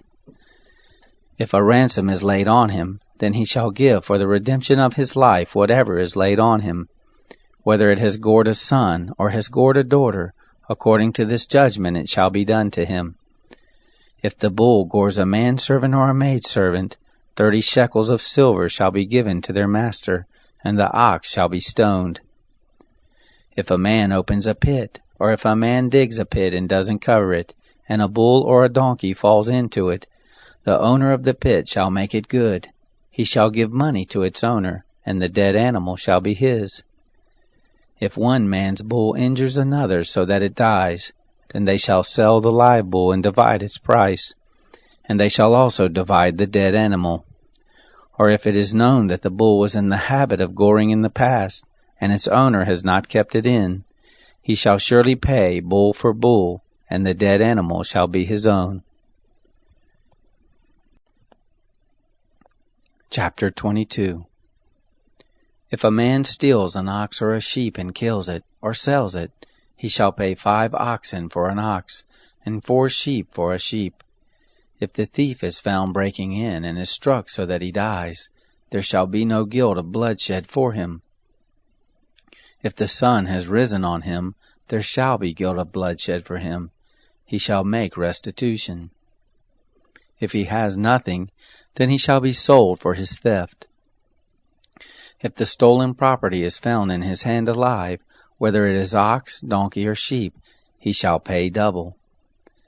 If a man causes a field or vineyard to be eaten, and lets his animal loose, and it grazes in another man's field, he shall make restitution from the best of his own field, and from the best of his own vineyard. If a fire breaks out and catches in thorns so that the shocks of grain, or the standing grain, or the field are consumed, he who kindled the fire shall surely make restitution. If a man delivers to his neighbor money or stuff to keep, and it is stolen out of the man's house, if the thief is found, he shall pay double. If the thief isn't found, then the master of the house shall come near to God, to find out if he hasn't put his hand to his neighbor's goods. For every matter of trespass, whether it be for ox, for donkey, for sheep, for clothing, or for any kind of lost thing whereof one says, "This is mine," the cause of both parties shall come before God. He whom God condemns shall pay double to his neighbor. If a man delivers to his neighbor a donkey, an ox, a sheep, or any animal to keep, and it dies or is injured, or driven away, no man seeing it, the oath of the Lord shall be between them both, whether he hasn't put his hand to his neighbor's goods. And the owner of it shall accept it, and he shall not make restitution. But if it is stolen from him, he shall make restitution to the owner of it. If it is torn in pieces, let him bring it for evidence. He shall not make good that which was torn. If a man borrows anything of his neighbor's, and it is injured or dies, the owner of it not being with it, he shall surely make restitution. If the owner of it is with it, he shall not make it good. If it is a leased thing, it came for its lease. If a man entices a virgin who isn't pledged to be married and lies with her, he surely shall pay a dowry for her to be his wife. If her father utterly refuses to give her to him, he shall pay money according to the dowry of virgins. You shall not allow a sorceress to live. Whoever has sex with an animal shall surely be put to death. He who sacrifices to any god except to the Lord only shall be utterly destroyed. You shall not wrong an alien, neither shall you oppress him, for you were aliens in the land of Egypt. You shall not take advantage of any widow or fatherless child. If you take advantage of them at all, and they cry at all to me, I will surely hear their cry, and my wrath will grow hot, and I will kill you with the sword, and your wives shall be widows, and your children fatherless. If you lend money to any of my people with you who is poor, you shall not be to him as a creditor, neither shall you charge him interest. If you take your neighbor's garment as collateral, you shall restore it to him before the sun goes down, for that is his only covering, it is his garment for his skin. What would he sleep in? It will happen, when he cries to me, that I will hear, for I am gracious. You shall not blaspheme God, nor curse a ruler of your people. You shall not delay to offer from your harvest, and from the outflow of your presses. You shall give the firstborn of your sons to me. you shall do likewise with your oxen and with your sheep. 7 days it shall be with its mother, then on the 8th day you shall give it to me. You shall be holy men to me. Therefore you shall not eat any flesh that is torn by animals in the field. You shall cast it to the dogs.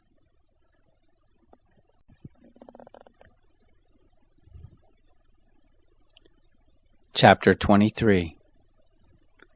You shall not spread a false report. Don't join your hand with the wicked to be a malicious witness. You shall not follow a crowd to do evil, neither shall you testify in court to side with a multitude to pervert justice, neither shall you favor a poor man in his cause. If you meet your enemy's ox or his donkey going astray, you shall surely bring it back to him again. If you see the donkey of him who hates you fallen down under his burden, don't leave him. You shall surely help him with it. You shall not deny justice to your poor people in their lawsuits.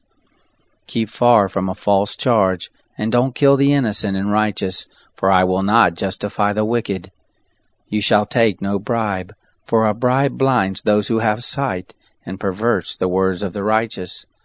You shall not oppress an alien, for you know the heart of an alien, seeing you were aliens in the land of Egypt. For 6 years you shall sow your land, and shall gather in its increase. But the 7th year you shall let it rest and lie fallow, that the poor of your people may eat, and what they leave the animal of the field shall eat. In like manner you shall deal with your vineyard and with your olive grove. 6 days you shall do your work, and on the 7th day you shall rest, that your ox and your donkey may have rest, and the son of your handmaid, and the alien may be refreshed. Be careful to do all things that I have said to you, and don't invoke the name of other gods, neither let them be heard out of your mouth. You shall observe a feast to me 3 times a year. You shall observe the feast of unleavened bread. 7 days you shall eat unleavened bread as I have commanded you, at the time appointed in the month Abib, for in it you came out from Egypt. And no one shall appear before me empty. And the feast of harvest, the firstfruits of your labors which you sow in the field, and the feast of harvest at the end of the year, when you gather in your labors out of the field.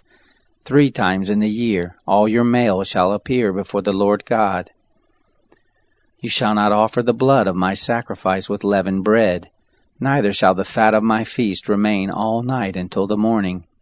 The first of the firstfruits of your ground you shall bring it into the house of the Lord your God. You shall not boil a kid in its mother's milk. Behold, I send an angel before you, to keep you by the way, and to bring you into the place which I have prepared. Pay attention to him and listen to his voice. Don't provoke him, for he will not pardon your disobedience, for my name is in him.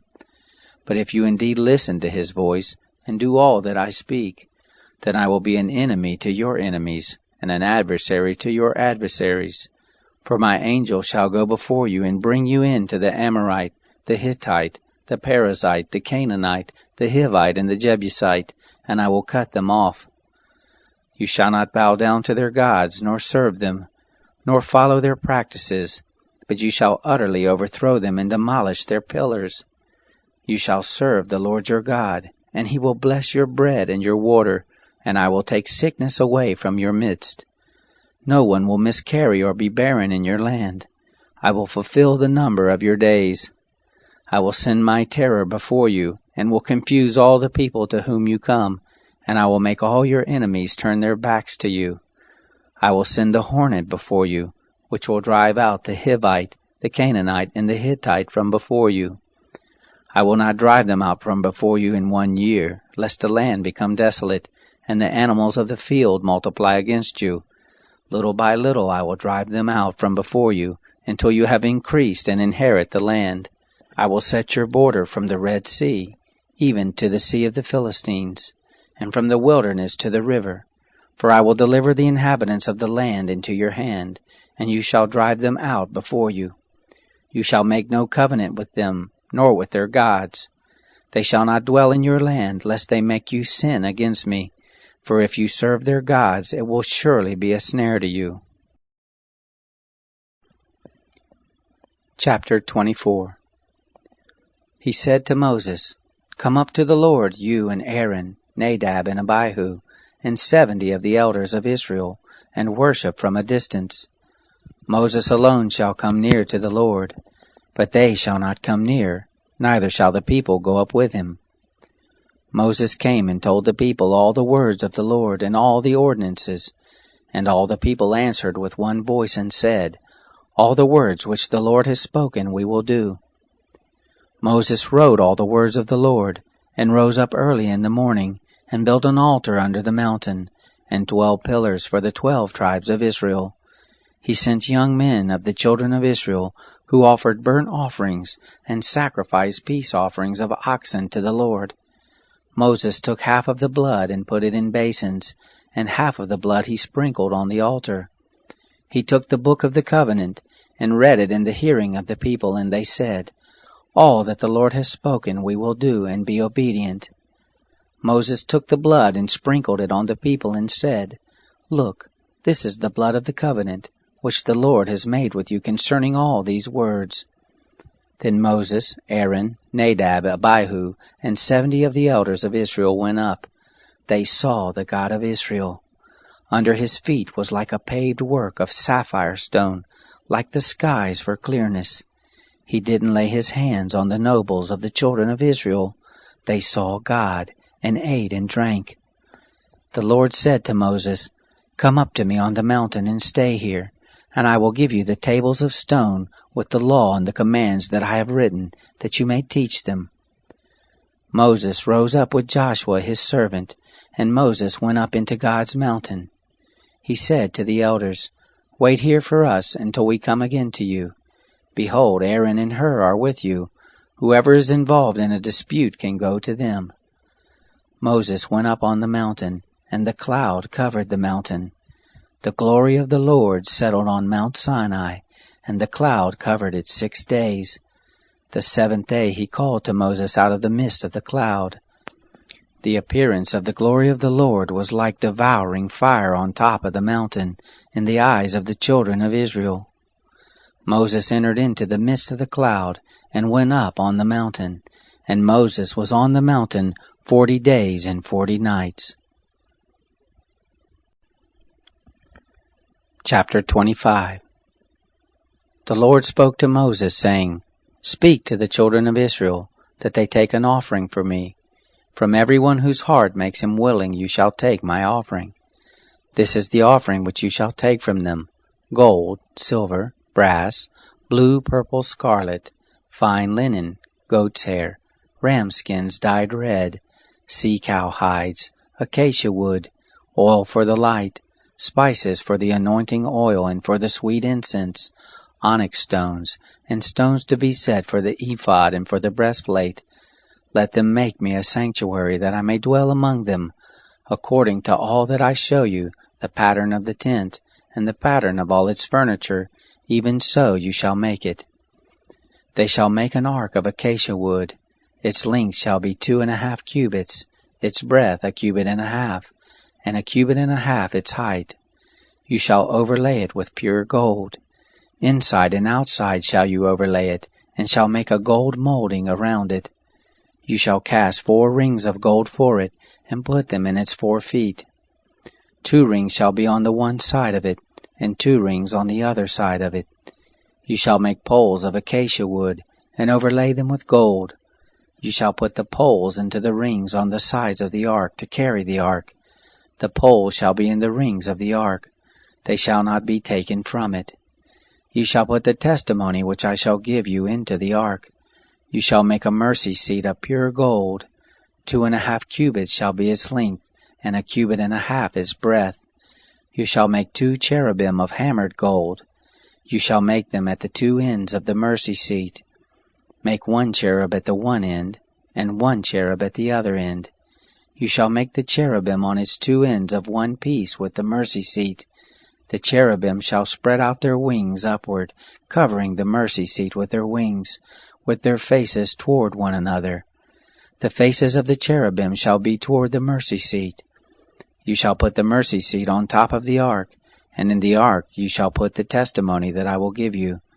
There I will meet with you, and I will tell you from above the mercy seat, from between the two cherubim which are on the ark of the testimony, all that I command you for the children of Israel. You shall make a table of acacia wood. 2 cubits shall be its length, and a cubit its breadth, and 1.5 cubits its height. You shall overlay it with pure gold, and make a gold molding around it. You shall make a rim of a handbreadth around it. You shall make a golden molding on its rim around it. You shall make 4 rings of gold for it, and put the rings in the 4 corners that are on its 4 feet. The rings shall be close to the rim, for the places for the poles to carry the table. You shall make the poles of acacia wood, and overlay them with gold, that the table may be carried with them. You shall make its dishes, its spoons, its ladles, and its bowls to pour out offerings with. Of pure gold shall you make them. You shall set the bread of the presence on the table before me always. You shall make a lampstand of pure gold. Of hammered work shall the lampstand be made, even its base, its shaft, its cups, its buds, and its flowers shall be of one piece with it. There shall be 6 branches going out of its sides, 3 branches of the lampstand out of its one side, and 3 branches of the lampstand out of its other side. 3 cups made like almond blossom in one branch, a bud and a flower, and 3 cups made like almond blossoms in the other branch, a bud and a flower. So for the 6 branches going out of the lampstand. And in the lampstand 4 cups made like almond blossoms, its buds and its flowers, and a bud under 2 branches of one piece with it, and a bud under 2 branches of one piece with it, and a bud under 2 branches of one piece with it, for the 6 branches going out of the lampstand. Their buds and their branches shall be of one piece with it, the whole of it one beaten work of pure gold. You shall make its lamps 7, and they shall light its lamps to give light to the space in front of it. Its snuffers and its snuff dishes shall be of pure gold. It shall be made of a talent of pure gold with all these accessories. See that you make them after their pattern, which has been shown to you on the mountain. Chapter 26. Moreover, you shall make the tent with 10 curtains, of fine twined linen, and blue and purple and scarlet, with cherubim. The work of the skillful workman you shall make them. The length of each curtain shall be 28 cubits, and the breadth of each curtain 4 cubits. All the curtains shall have one measure. 5 curtains shall be coupled together one to another, and the other 5 curtains shall be coupled to one another. You shall make loops of blue on the edge of the one curtain, from the edge in the coupling. And likewise shall you make in the edge of the curtain that is outmost in the second coupling. You shall make 50 loops in the one curtain, and you shall make 50 loops in the edge of the curtain that is in the second coupling. The loops shall be opposite one to another. You shall make 50 clasps of gold, and couple the curtains one to another with the clasp, and the tent shall be a unit. You shall make curtains of goat's hair for a covering over the tent.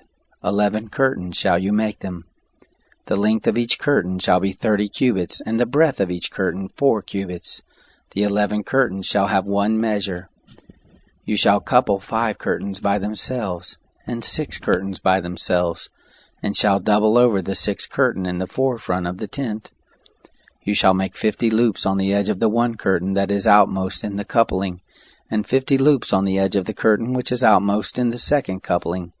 You shall make 50 clasps of brass, and put the clasp into the loops, and couple the tent together that it may be one. The overhanging part that remains of the curtains of the tent, the half curtain that remains, shall hang over the back of the tent. The cubit on the one side, and the cubit on the other side, of that which remains in the length of the curtains of the tent, shall hang over the sides of the tent on this side and on that side, to cover it. You shall make a covering for the tent of ram skins dyed red, and a covering of sea-cow hides above. You shall make the boards for the tent of acacia wood standing up. 10 cubits shall be the length of a board, and 1.5 cubits the breadth of each board.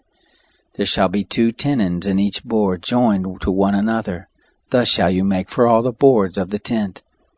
You shall make the boards for the tent 20 boards for the south side southward. You shall make 40 sockets of silver under the 20 boards. 2 sockets under one board for its 2 tenons, and 2 sockets under the other board for its 2 tenons. For the second side of the tent, on the north side, 20 boards, and their 40 sockets of silver, 2 sockets under one board, and 2 sockets under another board. For the far part of the tent westward you shall make 6 boards. 2 boards shall you make for the corners of the tent in the far part. They shall be double beneath, and in like manner they shall be entire to the top of it, to one ring. Thus shall it be for them both. They shall be for the 2 corners. There shall be 8 boards, and their sockets of silver, 16 sockets, 2 sockets under one board, and 2 sockets under another board.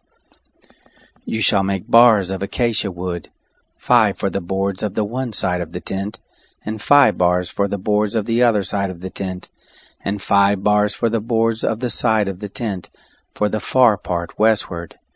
The middle bar in the midst of the boards shall pass through from end to end. You shall overlay the boards with gold, and make their rings of gold for places for the bars, and you shall overlay the bars with gold. You shall set up the tent according to the way that it was shown to you on the mountain. You shall make a veil of blue, and purple, and scarlet, and fine twined linen, with cherubim. The work of the skillful workman shall it be made. You shall hang it on 4 pillars of acacia, overlaid with gold. Their hooks shall be of gold, on 4 sockets of silver. You shall hang up the veil under the clasp, and shall bring the ark of the testimony in there within the veil, and the veil shall separate the holy place from the most holy for you. You shall put the mercy seat on the ark of the testimony in the most holy place. You shall set the table outside the veil, and the lampstand over against the table on the side of the tent toward the south, and you shall put the table on the north side. You shall make a screen for the door of the tent, of blue and purple and scarlet, and fine twined linen, the work of the embroiderer. You shall make for the screen 5 pillars of acacia, and overlay them with gold. Their hooks shall be of gold, and you shall cast 5 sockets of brass for them.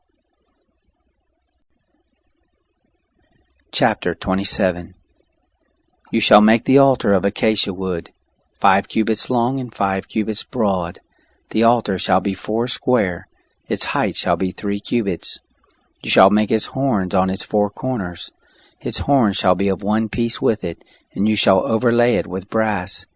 You shall make its pots to take away its ashes, its shovels, its basins, its flesh hooks, and its fire pans. All its vessels you shall make of brass. You shall make a grating for it of a network of brass, and on the net you shall make 4 brazen rings in its 4 corners. You shall put it under the ledge around the altar beneath, that the net may reach halfway up the altar.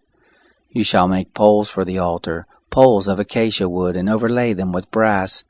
Its poles shall be put into the rings, and the poles shall be on the 2 sides of the altar when carrying it.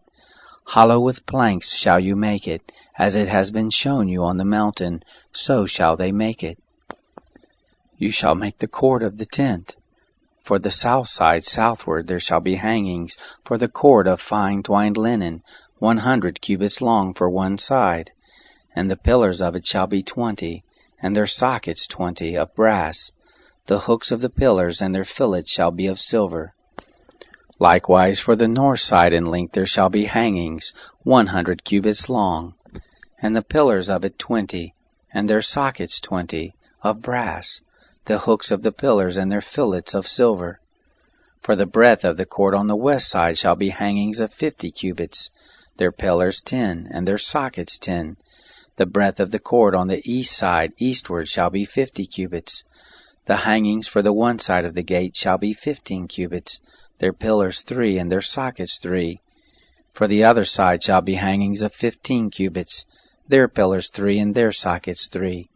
For the gate of the court shall be a screen of 20 cubits, of blue and purple and scarlet, and fine twined linen, the work of the embroiderer. Their pillars 4, and their sockets 4. All the pillars of the court round about shall be filleted with silver, their hooks of silver, and their sockets of brass. The length of the court shall be 100 cubits, and the breadth 50 everywhere, and the height 5 cubits. of fine twined linen, and their sockets of brass. All the instruments of the tent and all its service, and all the pins of it, and all the pins of the court shall be of brass. You shall command the children of Israel that they bring to you pure olive oil beaten for the light, to cause a lamp to burn continually. In the tent of meeting, outside the veil which is before the testimony, Aaron and his sons shall keep it in order from evening to morning before the Lord. It shall be a statute forever throughout their generations on behalf of the children of Israel. Chapter 28. Bring Aaron your brother, and his sons with him, near to you from among the children of Israel, that he may minister to me in the priest's office, even Aaron, Nadab, and Abihu, Eleazar, and Ithamar, Aaron's sons. You shall make holy garments for Aaron your brother, for glory and for beauty. You shall speak to all who are wise-hearted, whom I have filled with the spirit of wisdom, that they may make Aaron's garments to sanctify him, that he may minister to me in the priest's office. These are the garments which they shall make: a breastplate and an ephod and a robe, and a coat of checker work, a turban and a sash. And they shall make holy garments for Aaron your brother and his sons, that he may minister to me in the priest's office. They shall take the gold, and the blue, and the purple, and the scarlet, and the fine linen. They shall make the ephod of gold, of blue and purple, scarlet and fine twined linen, the work of the skillful workman. It shall have 2 shoulder pieces joined to the 2 ends of it, that it may be joined together. The skillfully woven band which is on it, that is on him, shall be like its work, and of the same piece, of gold, of blue, and purple, and scarlet, and fine twined linen. You shall take 2 onyx stones, and engrave on them the names of the children of Israel, 6 of their names on the one stone, and the names of the 6 that remain on the other stone, in the order of their birth. With the work of an engraver in stone, like the engravings of a signet, shall you engrave the 2 stones. According to the names of the children of Israel you shall make them, to be enclosed in the settings of gold. You shall put the 2 stones on the shoulder pieces of the ephod, to be stones memorial for the children of Israel, and Aaron shall bear their names before the Lord on his 2 shoulders for a memorial. You shall make settings of gold, and 2 chains of pure gold. You shall make them like cords, of braided work, and you shall put the braided chains on the settings. You shall make a breastplate of judgment, the work of the skillful workman. Like the work of the ephod you shall make it of gold, of blue and purple and scarlet and fine twined linen shall you make it. It shall be square and folded double. A span shall be its length, and a span its breadth. You shall set in its settings of stones, 4 rows of stones.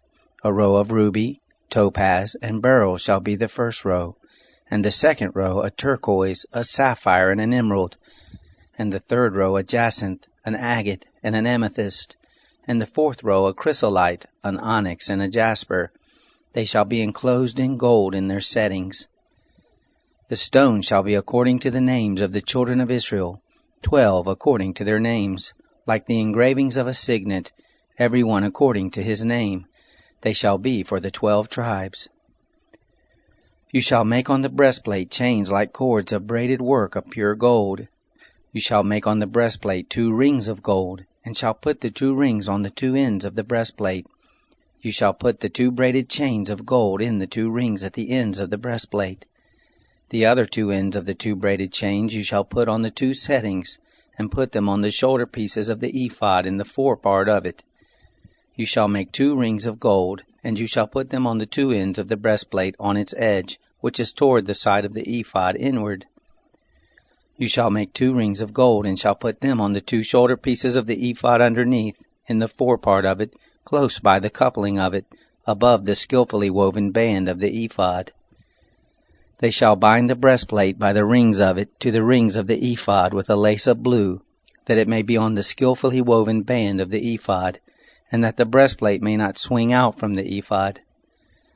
Aaron shall bear the names of the children of Israel in the breastplate of judgment on his heart, when he goes into the holy place for a memorial before the Lord continually. You shall put in the breastplate of judgment, the Urim and the Thummim, and they shall be on Aaron's heart when he goes in before the Lord, and Aaron shall bear the judgment of the children of Israel on his heart before the Lord continually. You shall make the robe of the ephod all of blue. It shall have a hole for the head in the midst of it. It shall have a binding of woven work round about the whole of it, as it were the whole of a coat of mail, that it be not torn. On its hem you shall make pomegranates of blue, and of purple, and of scarlet around its hem, and bells of gold between them round about, a golden bell and a pomegranate, a golden bell and a pomegranate, on the hem of the robe round about.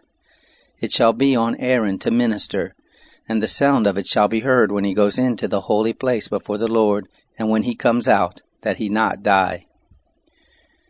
You shall make a plate of pure gold, and engrave on it, like the engravings of a signet, holy to the Lord. You shall put it on a lace of blue, and it shall be on the sash. On the front of the sash it shall be. It shall be on Aaron's forehead, and Aaron shall bear the iniquity of the holy things, which the children of Israel shall make holy in all their holy gifts. And it shall be always on his forehead, that they may be accepted before the Lord. You shall weave the coat in checker work of fine linen, and you shall make a turban of fine linen, and you shall make a sash, the work of the embroiderer. You shall make coats for Aaron's sons, and you shall make sashes for them, and headbands shall you make for them, for glory and for beauty. You shall put them on Aaron your brother, and on his sons with him, and shall anoint them, and consecrate them, and sanctify them, that they may minister to me in the priest's office. You shall make them linen breeches to cover the flesh of their nakedness. From the loins even to the thighs shall they reach. They shall be on Aaron and on his sons when they go into the tent of meeting, or when they come near to the altar to minister in the holy place, that they don't bear iniquity and die. It shall be a statute forever to him and to his descendants after him. Chapter 29. This is the thing that you shall do to them to make them holy, to minister to me in the priest's office. Take 1 young bull and 2 rams without blemish, unleavened bread, unleavened cakes mixed with oil, and unleavened wafers anointed with oil. You shall make them of fine wheat flour. You shall put them into 1 basket, and bring them in the basket with the bull and the 2 rams. You shall bring Aaron and his sons to the door of the tent of meeting, and shall wash them with water. You shall take the garments, and put on Aaron the coat, the robe of the ephod and the breastplate, and dress him with the skillfully woven band of the ephod. And you shall set the turban on his head, and put the holy crown on the turban. Then you shall take the anointing oil, and pour it on his head, and anoint him. You shall bring his sons, and put coats on them. You shall dress them with belts, Aaron and his sons, and bind headbands on them. And they shall have the priesthood by a perpetual statute, and you shall consecrate Aaron and his sons. You shall bring the bull before the tent of meeting, and Aaron and his sons shall lay their hands on the head of the bull. You shall kill the bull before the Lord at the door of the tent of meeting. You shall take of the blood of the bull, and put it on the horns of the altar with your finger, and you shall pour out all the blood at the base of the altar. You shall take all the fat that covers the innards, the cover of the liver, the 2 kidneys, and the fat that is on them, and burn them on the altar. But the flesh of the bull and its skin and its dung you shall burn with fire outside of the camp. It is a sin offering. You shall also take the 1 ram, and Aaron and his sons shall lay their hands on the head of the ram. You shall kill the ram, and you shall take its blood, and sprinkle it around the altar. You shall cut the ram into its pieces, and wash its innards, and its legs, and put them with its pieces, and with its head. You shall burn the whole ram on the altar. It is a burnt offering to the Lord. It is a sweet savor, an offering made by fire to the Lord. You shall take the other ram, and Aaron and his sons shall lay their hands on the head of the ram. Then you shall kill the ram, and take some of its blood, and put it on the tip of the right ear of Aaron, and on the tip of the right ear of his sons, and on the thumb of their right hand, and on the big toe of their right foot, and sprinkle the blood on the altar round about. You shall take of the blood that is on the altar, and of the anointing oil, and sprinkle it on Aaron, and on his garments, and on his sons, and on the garments of his sons with him. And he shall be made holy, and his garments, and his sons' garments with him. Also you shall take some of the ram's fat, the fat tail, the fat that covers the innards, the cover of the liver, the 2 kidneys, the fat that is on them, and the right thigh, for it is a ram of consecration, and 1 loaf of bread, 1 cake of oiled bread, and 1 wafer out of the basket of unleavened bread that is before the Lord. You shall put all of this in Aaron's hands, and in his sons' hands, and shall wave them for a wave offering before the Lord. You shall take them from their hands, and burn them on the altar on the burnt offering, for a sweet savor before the Lord. It is an offering made by fire to the Lord. You shall take the breast of Aaron's ram of consecration, and wave it for a wave offering before the Lord, and it shall be your portion. You shall sanctify the breast of the wave offering, and the thigh of the heave offering, which is waved, and which is heaved up, of the ram of consecration, even of that which is for Aaron, and of that which is for his sons. And it shall be for Aaron and his sons as their portion forever from the children of Israel, for it is a heave offering, and it shall be a heave offering from the children of Israel of the sacrifices of their peace offerings, even their heave offering to the Lord. The holy garments of Aaron shall be for his sons after him, to be anointed in them, and to be consecrated in them. 7 days shall the son who is priest in his place put them on, when he comes into the tent of meeting to minister in the holy place. You shall take the ram of consecration, and boil its flesh in a holy place. Aaron and his sons shall eat the flesh of the ram, and the bread that is in the basket at the door of the tent of meeting. They shall eat those things with which atonement was made, to consecrate and to sanctify them. But a stranger shall not eat of it, because they are holy. If anything of the flesh of the consecration or of the bread remains to the morning, then you shall burn the remainder with fire. It shall not be eaten, because it is holy. Thus shall you do to Aaron and to his sons, according to all that I have commanded you. 7 days shall you consecrate them. Every day shall you offer the bull of sin offering for atonement, and you shall cleanse the altar when you make atonement for it, and you shall anoint it to sanctify it. 7 days you shall make atonement for the altar and sanctify it, and the altar shall be most holy. Whatever touches the altar shall be holy. Now this is that which you shall offer on the altar: 2 lambs, a year old, day by day continually. The one lamb you shall offer in the morning, and the other lamb you shall offer at evening. And with the one lamb 1/10 part of an ephah of fine flour, mixed with the 4th part of a hin of beaten oil, and the 4th part of a hin of wine for a drink offering. The other lamb you shall offer at evening, and shall do to it according to the meal offering of the morning, and according to its drink offering, for a sweet savor, an offering made by fire to the Lord. It shall be a continual burnt offering throughout your generations at the door of the tent of meeting before the Lord, where I will meet with you, to speak there to you. There I will meet with the children of Israel, and the place shall be sanctified by my glory. I will sanctify the tent of meeting and the altar. Aaron also and his sons I will sanctify, to minister to me in the priest's office. I will dwell among the children of Israel, and will be their God. They shall know that I am the Lord their God, who brought them forth out of the land of Egypt, that I might dwell among them. I am the Lord their God.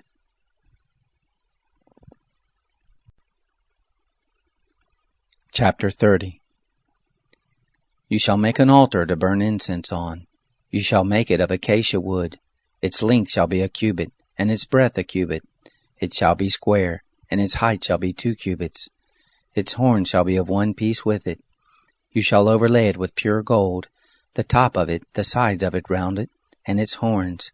And you shall make a gold molding around it. You shall make 2 golden rings for it under its molding, on its 2 ribs. On its 2 sides you shall make them, and they shall be for places for poles with which to bear it. You shall make the poles of acacia wood, and overlay them with gold.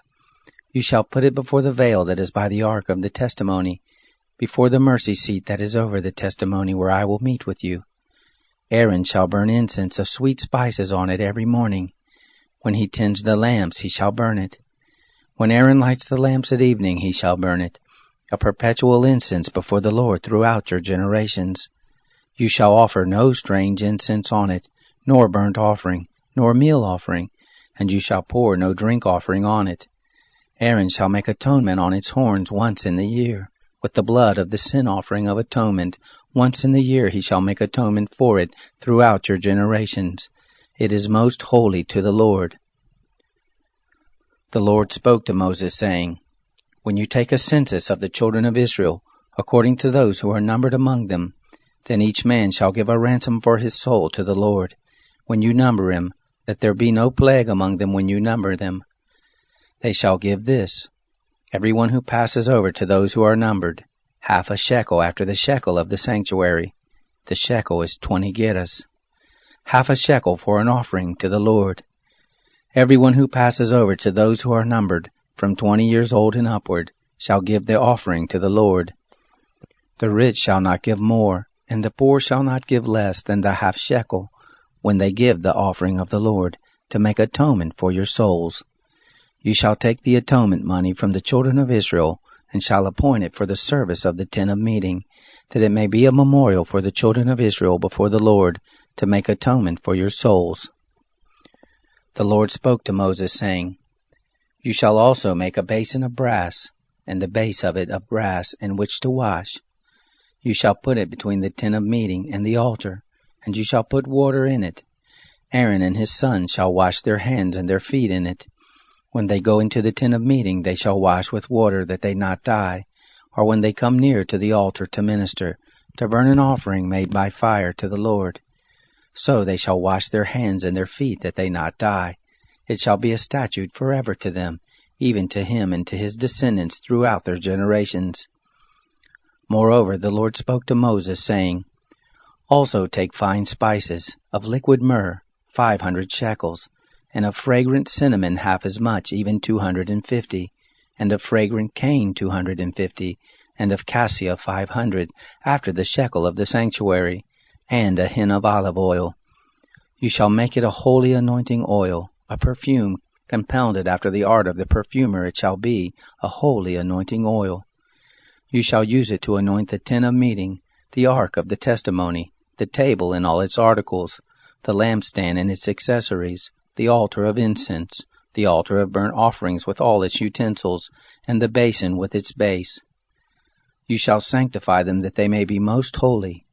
Whatever touches them shall be holy. You shall anoint Aaron and his sons, and sanctify them, that they may minister to me in the priest office.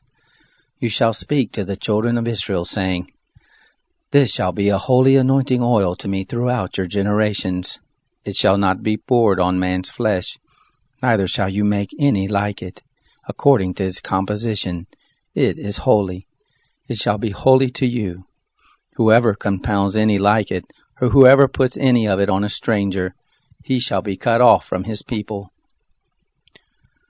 The Lord said to Moses, Take to yourself sweet spices, gum resin, and onycha, and galbanum, sweet spices with pure frankincense. Of each shall there be an equal weight, and you shall make incense of it, a perfume after the art of the perfumer, seasoned with salt, pure and holy. And you shall beat some of it very small, and put some of it before the testimony in the tent of meeting, where I will meet with you. It shall be to you most holy. The incense which you shall make, according to its composition, you shall not make for yourselves. It shall be to you holy for the Lord. Whoever shall make any like that, to smell of it, he shall be cut off from his people. Chapter 31. The Lord spoke to Moses, saying, Behold, I have called by name Bezalel, the son of Uri, the son of Hur, of the tribe of Judah, and I have filled him with the Spirit of God, in wisdom and in understanding, and in knowledge, and in all manner of workmanship, to devise skillful works, to work in gold, and in silver, and in brass, and in cutting of stones for setting, and in carving of wood, to work in all manner of workmanship. I have appointed with him Oholiab, the son of Ahisamach, of the tribe of Dan. and in the heart of all who are wise-hearted I have put wisdom, that they may make all that I have commanded you, the tent of meeting, the ark of the testimony, the mercy seat that is on it, all the furniture of the tent, the table and its vessels, the pure lampstand with all its vessels, the altar of incense, the altar of burnt offering with all its vessels, the basin and its base, the finely worked garments, the holy garments for Aaron the priest, the garments of his sons to minister in the priest office, the anointing oil, and the incense of sweet spices for the holy place, according to all that I have commanded you they shall do. The Lord spoke to Moses, saying, Speak also to the children of Israel, saying, Most assuredly you shall keep my Sabbaths, for it is a sign between me and you throughout your generations, that you may know that I am the Lord who sanctifies you. You shall keep the Sabbath, therefore, for it is holy to you. Everyone who profanes it shall surely be put to death, for whoever does any work therein, that soul shall be cut off from among his people. 6 days shall work be done, but on the 7th day is a Sabbath of holy rest, holy to the Lord. Whoever does any work on the Sabbath day shall surely be put to death. Therefore the children of Israel shall keep the Sabbath, to observe the Sabbath throughout their generations for a perpetual covenant. It is a sign between me and the children of Israel forever. For in 6 days the Lord made heaven and earth, and on the 7th day he rested and was refreshed. He gave to Moses, when he finished speaking with him on Mount Sinai, the 2 tablets of the testimony, stone tablets, written with God's finger. Chapter 32.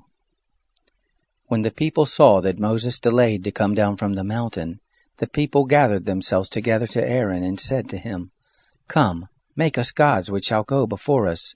As for this Moses, the man who brought us up out of the land of Egypt, we don't know what has become of him. Aaron said to them, Take off the golden rings which are in the ears of your wives, of your sons, and of your daughters, and bring them to me. All the people took off the golden rings which were in their ears and brought them to Aaron. He received what they handed him, and fashioned it with an engraving tool, and made it a molten calf. And they said, These are your gods, Israel, which brought you up out of the land of Egypt. When Aaron saw this, he built an altar before it, and Aaron made a proclamation and said, Tomorrow shall be a feast to the Lord. They rose up early on the next day, and offered burnt offerings, and brought peace offerings, and the people sat down to eat and to drink, and rose up to play.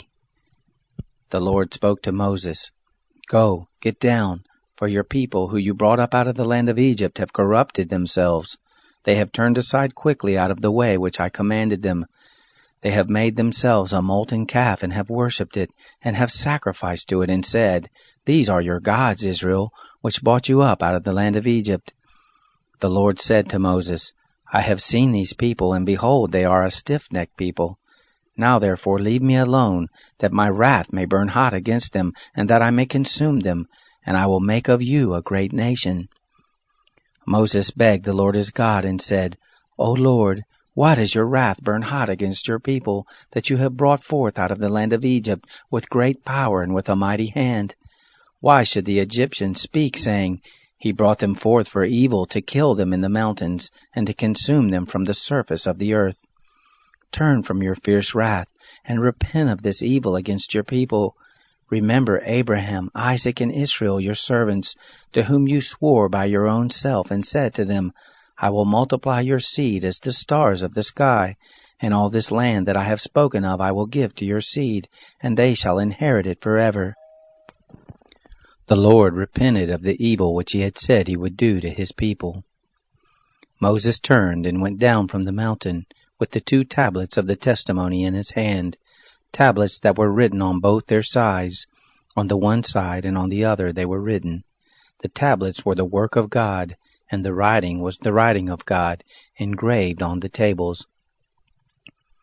When Joshua heard the noise of the people as they shouted, he said to Moses, There is the noise of war in the camp. He said, It isn't the voice of those who shout for victory, neither is it the voice of those who cry for being overcome, but the noise of those who sing that I hear. It happened, as soon as he came near to the camp, that he saw the calf and the dancing, and Moses' anger grew hot, and he threw the tablets out of his hands, and broke them beneath the mountain. He took the calf which they had made, and burnt it with fire, and ground it to powder, and scattered it on the water, and made the children of Israel drink of it. Moses said to Aaron, "What did these people do to you, that you have brought a great sin on them?" Aaron said, "Don't let the anger of my Lord grow hot. You know the people, that they are set on evil. For they said to me, 'Make us gods, which shall go before us.' As for this Moses, the man who brought us up out of the land of Egypt, we don't know what has become of him." I said to them, "Whoever has any gold, let them take it off." So they gave it to me, and I threw it into the fire, and out came this calf. When Moses saw that the people had broken loose, for Aaron had let them loose for a derision among their enemies, then Moses stood in the gate of the camp and said, "Whoever is on the Lord's side, come to me." All the sons of Levi gathered themselves together to him. He said to them, "Thus says the Lord, the God of Israel, every man put his sword on his thigh, and go back and forth from gate to gate throughout the camp, and every man kill his brother, and every man his companion, and every man his neighbor." The sons of Levi did according to the word of Moses, and there fell of the people that day about 3,000 men. Moses said, "Consecrate yourselves today to the Lord, yes, every man against his son and against his brother, that he may bestow on you a blessing this day." It happened on the next day that Moses said to the people, "You have sinned a great sin. Now I will go up to the Lord. Perhaps I shall make atonement for your sin." Moses returned to the Lord and said, "Oh, this people have sinned a great sin, and have made themselves gods of gold. Yet now, if you will, forgive their sin, and if not, please blot me out of your book which you have written." The Lord said to Moses, "Whoever has sinned against me, him will I blot out of my book. Now go, lead the people to the place of which I have spoken to you. Behold, my angel shall go before you. Nevertheless, in the day when I will punish them for their sin." The Lord struck the people because they made the calf which Aaron made. Chapter 33. The Lord spoke to Moses, "Depart, go up from here, you and the people that you have brought up out of the land of Egypt, to the land which I swore to Abraham, to Isaac, and to Jacob, saying, I will give it to your seed. I will send an angel before you, and I will drive out the Canaanite, the Amorite, and the Hittite, and the Perizzite, the Hivite, and the Jebusite, to a land flowing with milk and honey. For I will not go up in the midst of you, for you are a stiff-necked people, lest I consume you in the way." When the people heard this evil news, they mourned, and no one put on his jewelry. The Lord said to Moses, "Tell the children of Israel, you are a stiff-necked people. If I were to go up into your midst for one moment, I would consume you. Therefore now take off your jewelry from you, that I may know what to do with you." The children of Israel stripped themselves of their jewelry from Mount Horeb onward. Now Moses used to take the tent and to pitch it outside the camp, far away from the camp, and he called it the tent of meeting. It happened that everyone who sought the Lord went out to the tent of meeting, which was outside the camp. It happened that when Moses went out to the tent, that all the people rose up and stood, everyone at their tent door, and watched Moses until he had gone into the tent. It happened when Moses entered into the tent, that the pillar of cloud descended, stood at the door of the tent, and spoke with Moses. All the people saw the pillar of cloud stand at the door of the tent, and all the people rose up and worshipped, everyone at their tent door. The Lord spoke to Moses face to face, as a man speaks to his friend. He turned again into the camp, but his servant Joshua, the son of Nun, a young man, didn't depart out of the tent. Moses said to the Lord, "Behold, you tell me, bring up this people, and you haven't let me know whom you will send with me. Yet you have said, I know you by name, and you have also found favor in my sight. Now therefore, if I have found favor in your sight, please show me now your ways, that I may know you, so that I may find favor in your sight, and consider that this nation is your people." He said, My presence will go with you, and I will give you rest." He said to him, "If your presence doesn't go with me, don't carry us up from here. For how would people know that I have found favor in your sight, I and your people? Isn't it that you go with us, so that we are separated, I and your people, from all the people who are on the surface of the earth?" The Lord said to Moses, "I will do this thing also that you have spoken, for you have found favor in my sight, and I know you by name." He said, "Please show me your glory." He said, "I will make all my goodness pass before you, and will proclaim the name of the Lord before you. I will be gracious to whom I will be gracious, and will show mercy on whom I will show mercy." He said, "You cannot see my face, for man may not see me and live." The Lord also said, "Behold, there is a place by me, and you shall stand on the rock. It will happen, while my glory passes by, that I will put you in a cleft of the rock, and will cover you with my hand until I have passed by. Then I will take away my hand, and you will see my back, but my face shall not be seen." Chapter 34. The Lord said to Moses, "Chisel 2 stone tablets like the first, and I will write on the tablets the words that were on the first tablets which you broke. Be ready by the morning, and come up in the morning to Mount Sinai, and present yourself there to me on the top of the mountain. No one shall come up with you, neither let anyone be seen throughout all the mountain, neither let the flocks nor herds feed before that mountain." He chiseled 2 tablets of stone like the first, and Moses rose up early in the morning and went up to Mount Sinai, as the Lord has commanded him, and took in his hand 2 stone tablets.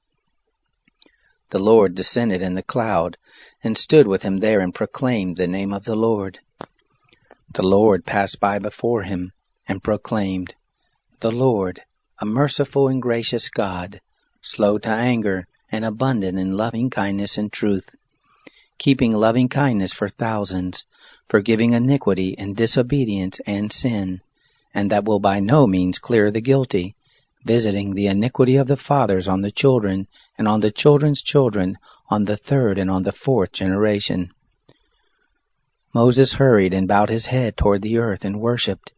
He said, "If now I have found favor in your sight, Lord, please let the Lord go in the midst of us, although this is a stiff-necked people. Pardon our iniquity and our sin, and take us for your inheritance." He said, "Behold, I make a covenant before all your people. I will do marvels, such as have not been worked in all the earth, nor in any nation, and all the people among which you are shall see the work of the Lord, for it is an awesome thing that I do with you. Observe that which I command you this day. Behold, I will drive out before you the Amorite, the Canaanite, the Hittite, the Perizzite, the Hivite, and the Jebusite. Be careful, lest you make a covenant with the inhabitants of the land where you are going, lest it be for a snare in the midst of you. But you shall break down their altars, and dash in pieces their pillars, and you shall cut down their Asherim. For you shall worship no other God, for the Lord, whose name is jealous, is a jealous God. Don't make a covenant with the inhabitants of the land, lest they play the prostitute after their gods, and sacrifice to their gods, and one call you, and you eat of his sacrifice, and you take of their daughters to your sons, and their daughters play the prostitute after their gods, and make your sons play the prostitute after their gods. You shall make no cast idols for yourselves. You shall keep the feast of unleavened bread. 7 days you shall eat unleavened bread, as I commanded you, at the time appointed in the month Abib. For in the month Abib you came out from Egypt. All that opens the womb is mine, and all your cattle that is male, the firstborn of cow and sheep. The firstborn of a donkey you shall redeem with a lamb, and if you will not redeem it, then you shall break its neck. All the firstborn of your sons you shall redeem. No one shall appear before me empty. 6 days shall you work, but on the 7th day you shall rest. In plowing time and in harvest time you shall rest. You shall observe the feast of weeks with the first fruits of wheat harvest, and the feast of harvest at the year's end. 3 times in the year all your males shall appear before the Lord God, the God of Israel. For I will drive out nations before you, and enlarge your borders. Neither shall any man desire your land when you go up to appear before the Lord your God 3 times in the year. You shall not offer the blood of my sacrifice with leavened bread, neither shall the sacrifice of the feast of the Passover be left to the morning. You shall bring the first of the firstfruits of your ground to the house of the Lord your God. You shall not boil a young goat in its mother's milk. The Lord said to Moses, Write you these words, for in accordance with these words I have made a covenant with you and with Israel. He was there with the Lord 40 days and 40 nights. He neither ate bread nor drank water. He wrote on the tablets the words of the covenant, the 10 commandments. It happened, when Moses came down from Mount Sinai with the 2 tablets of the testimony in Moses' hand, when he came down from the mountain, that Moses didn't know that the skin of his face shone by reason of his speaking with him. When Aaron and all the children of Israel saw Moses, behold, the skin of his face shone, and they were afraid to come near him. Moses called to them, and Aaron and all of the rulers of the congregation returned to him, and Moses spoke to them. Afterward, all the children of Israel came near, and he gave them all of the commandments that the Lord had spoken with him on Mount Sinai. When Moses was done speaking with them, he put a veil on his face. But when Moses went in before the Lord to speak with him, he took the veil off until he came out. And he came out and spoke to the children of Israel that which he was commanded. The children of Israel saw Moses' face, that the skin of Moses' face shone, and Moses put the veil on his face again until he went in to speak with him. Chapter 35. Moses assembled all the congregation of the children of Israel and said to them, These are the words which the Lord has commanded that you should do them. 6 days shall work be done, but on the 7th day there shall be a holy day for you, a Sabbath of solemn rest to the Lord. Whoever does any work in it shall be put to death. You shall kindle no fire throughout your habitations on the Sabbath day. Moses spoke to all the congregation of the children of Israel, saying, This is the thing which the Lord commanded, saying, Take from among you an offering to the Lord. Whoever is of a willing heart, let him bring it, the Lord's offering, gold, silver, brass, blue, purple, scarlet, fine linen, goat's hair, ram skins dyed red, sea-cow hides, acacia wood, oil for the light, spices for the anointing oil and for the sweet incense, onyx stones, and stones to be set for the ephod and for the breastplate. Let every wise-hearted man among you come, and make all that the Lord has commanded, the tent, its outer covering, its roof, its clasp, its boards, its bars, its pillars and its sockets, the ark and its poles, the mercy seat, the veil of the screen, the table with its poles and all its vessels, and the showbread, the lampstand also for the light, with its vessels, its lamps, and the oil for the light, and the altar of incense with its poles, the anointing oil, the sweet incense, the screen for the door at the door of the tent, the altar of burnt offering with its grating of brass, its poles and all its vessels, the basin and its base, the hangings of the court, its pillars, their sockets, and the screen for the gate of the court, the pins of the tent, the pins of the court and their cords, the finely worked garments for ministering in the holy place, the holy garments for Aaron the priest, and the garments of his sons to minister in the priest's office. All the congregation of the children of Israel departed from the presence of Moses. They came, everyone whose heart stirred him up, and everyone whom his spirit made willing, and brought the Lord's offering, for the work of the tent of meeting, and for all of its service, and for the holy garments. They came, both men and women, as many as were willing-hearted, and brought brooches, earrings, signet rings, armlets, all jewels of gold, even every man who offered an offering of gold to the Lord. Everyone with whom was found blue, purple, scarlet, fine linen, goat's hair, ram skins dyed red, and sea-cow hides brought them. Everyone who did offer an offering of silver and brass brought the Lord's offering. And everyone with whom was found acacia wood for any work of the service brought it. All the women who were wise-hearted spun with their hands, and brought that which they had spun, the blue, the purple, the scarlet, and the fine linen. All the women whose hearts stirred them up in wisdom spun the goat's hair. The rulers bought the onyx stones, and the stones to be set, for the ephod and for the breastplate, and the spice, and the oil for the light, for the anointing oil, and for the sweet incense. The children of Israel brought a freewill offering to the Lord, every man and woman whose heart made them willing to bring for all the work which the Lord had commanded to be made by Moses. Moses said to the children of Israel, Behold, the Lord has called by name Bezalel the son of Uri, the son of Hur, of the tribe of Judah. He has filled him with the Spirit of God in wisdom, in understanding, in knowledge, and in all manner of workmanship, and to make skillful works, to work in gold, in silver, in brass, in cutting of stones for setting, and in carving of wood, to work in all kinds of skillful workmanship.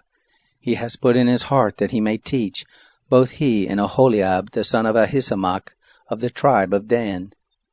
He has filled them with wisdom of heart, to work all manner of workmanship, of the engraver, of the skillful workman, and of the embroiderer, in blue and purple and scarlet and in fine linen, and of the weaver, even of those who do any workmanship, and of those who make skillful works.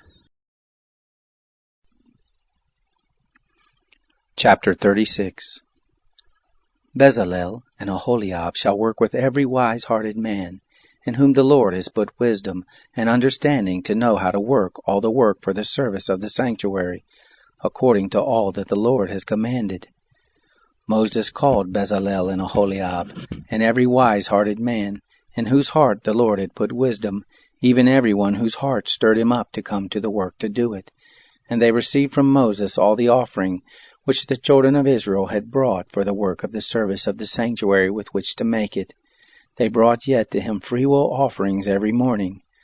All the wise men who performed all the work of the sanctuary, each came from his work which they did. They spoke to Moses, saying, The people bring much more than enough for the service of the work which the Lord commanded to make. Moses gave commandment, and they caused it to be proclaimed throughout the camp, saying, Let neither man nor woman make anything else for the offering of the sanctuary. So the people were restrained from bringing, for the stuff they had was sufficient for all the work to make it, and too much. All the wise-hearted men among those who did the work made the tent with 10 curtains, of fine twined linen, blue, purple, and scarlet, with cherubim, the work of the skillful workmen they made them. The length of each curtain was 28 cubits, and the breadth of each curtain 4 cubits. All the curtains had one measure. He coupled 5 curtains to one another, and the other 5 curtains he coupled one to another. He made loops of blue on the edges of the one curtain from the edge in the coupling. Likewise he made in the edge of the curtain that was outmost in the second coupling. He made 50 loops in the one curtain, and he made 50 loops in the edge of the curtain that was in the second coupling. The loops were opposite one to another. He made 50 clasps of gold, and coupled the curtains one to another with the clasps, so that the tent was a unit. He made curtains of goat's hair for a covering over the tent. He made them 11 curtains. The length of each curtain was 30 cubits, and 4 cubits the breadth of each curtain. The 11 curtains had one measure. He coupled 5 curtains by themselves, and 6 curtains by themselves. He made 50 loops on the edge of the curtain that was outmost in the coupling, and he made 50 loops on the edge of the curtain which was outmost in the second coupling. He made 50 clasps of brass to couple the tent together, that it might be a unit. He made a covering for the tent of ram skins dyed red, and a covering of sea-cow hides above. He made the boards for the tent of acacia wood, standing up. 10 cubits was the length of a board, and 1.5 cubits the breadth of each board. Each board had 2 tenons, joined one to another. He made all the board of the tent this way. He made the boards for the tent, 20 boards for the south side southward. He made 40 sockets of silver under the 20 boards, 2 sockets under one board for its 2 tenons, and 2 sockets under another board for its 2 tenons. For the second side of the tent, on the north side, he made 20 boards, and there 40 sockets of silver. 2 sockets under one board, and 2 sockets under another board. For the far part of the tent westward he made 6 boards. He made 2 boards for the corners of the tent in the far part. They were double beneath, and in like manner they were all the way to the top of it, to 1 ring. He did thus to both of them in the 2 corners. There were 8 boards, and their sockets of silver, 16 sockets, under every board 2 sockets. He made bars of acacia wood, 5 for the boards of the one side of the tent, and 5 bars for the boards of the other side of the tent, and 5 bars for the boards of the tent for the hinder part westward. He made the middle bar to pass through in the midst of the boards from the one end to the other. He overlaid the boards with gold, and made their rings of gold for places for the bars, and overlaid the bars with gold. He made the veil of blue, purple, scarlet, and fine twined linen with cherubim. He made it the work of a skillful workman. He made 4 pillars of acacia for it, and overlaid them with gold. Their hooks were of gold. He cast 4 sockets of silver for them. He made a screen for the door of the tent, of blue, purple, scarlet, and fine twined linen, the work of an embroiderer, and the 5 pillars of it with their hooks. He overlaid their capitals and their fillets with gold, and their 5 sockets were of brass. Chapter 37. Bezalel made the ark of acacia wood. Its length was 2.5 cubits, and its breadth 1.5 cubits, and 1.5 cubits its height. He overlaid it with pure gold inside and outside, and made a molding of gold for it round about. He cast 4 rings of gold for it, in its 4 feet, even 2 rings on its one side, and 2 rings on its other side. He made poles of acacia wood, and overlaid them with gold. He put the poles into the rings on the sides of the ark to bear the ark. He made a mercy seat of pure gold. Its length was 2.5 cubits, and 1.5 cubits its breadth. He made 2 cherubim of gold. He made them of beaten work, at the 2 ends of the mercy seat, 1 cherub at the one end, and 1 cherub at the other end. He made the cherubim of one piece with the mercy seat at its 2 ends. The cherubim spread out their wings on high, covering the mercy seat with their wings, with their faces toward one another. The faces of the cherubim were toward the mercy seat. He made the table of acacia wood. Its length was 2 cubits, and its breadth was 1 cubit, and its height was 1.5 cubits. He overlaid it with pure gold, and made a gold molding around it. He made a border of 1 handbreadth around it, and made a gold molding on its border around it. He cast 4 rings of gold for it, and put the rings in the 4 corners that were on its 4 feet. The rings were close by the border, and the places for the poles to carry the table. He made the poles of acacia wood, and overlaid them with gold, to carry the table. He made the vessels which were on the table, its dishes, its spoons, its bowls, and its pitchers, with which to pour out, of pure gold. He made the lampstand of pure gold. He made the lampstand of beaten work. Its base, its shaft, its cups, its buds, and its flowers were of one piece with it. There were 6 branches going out of its sides, 3 branches of the lampstand out of its one side, and 3 branches of the lampstand out of its other side.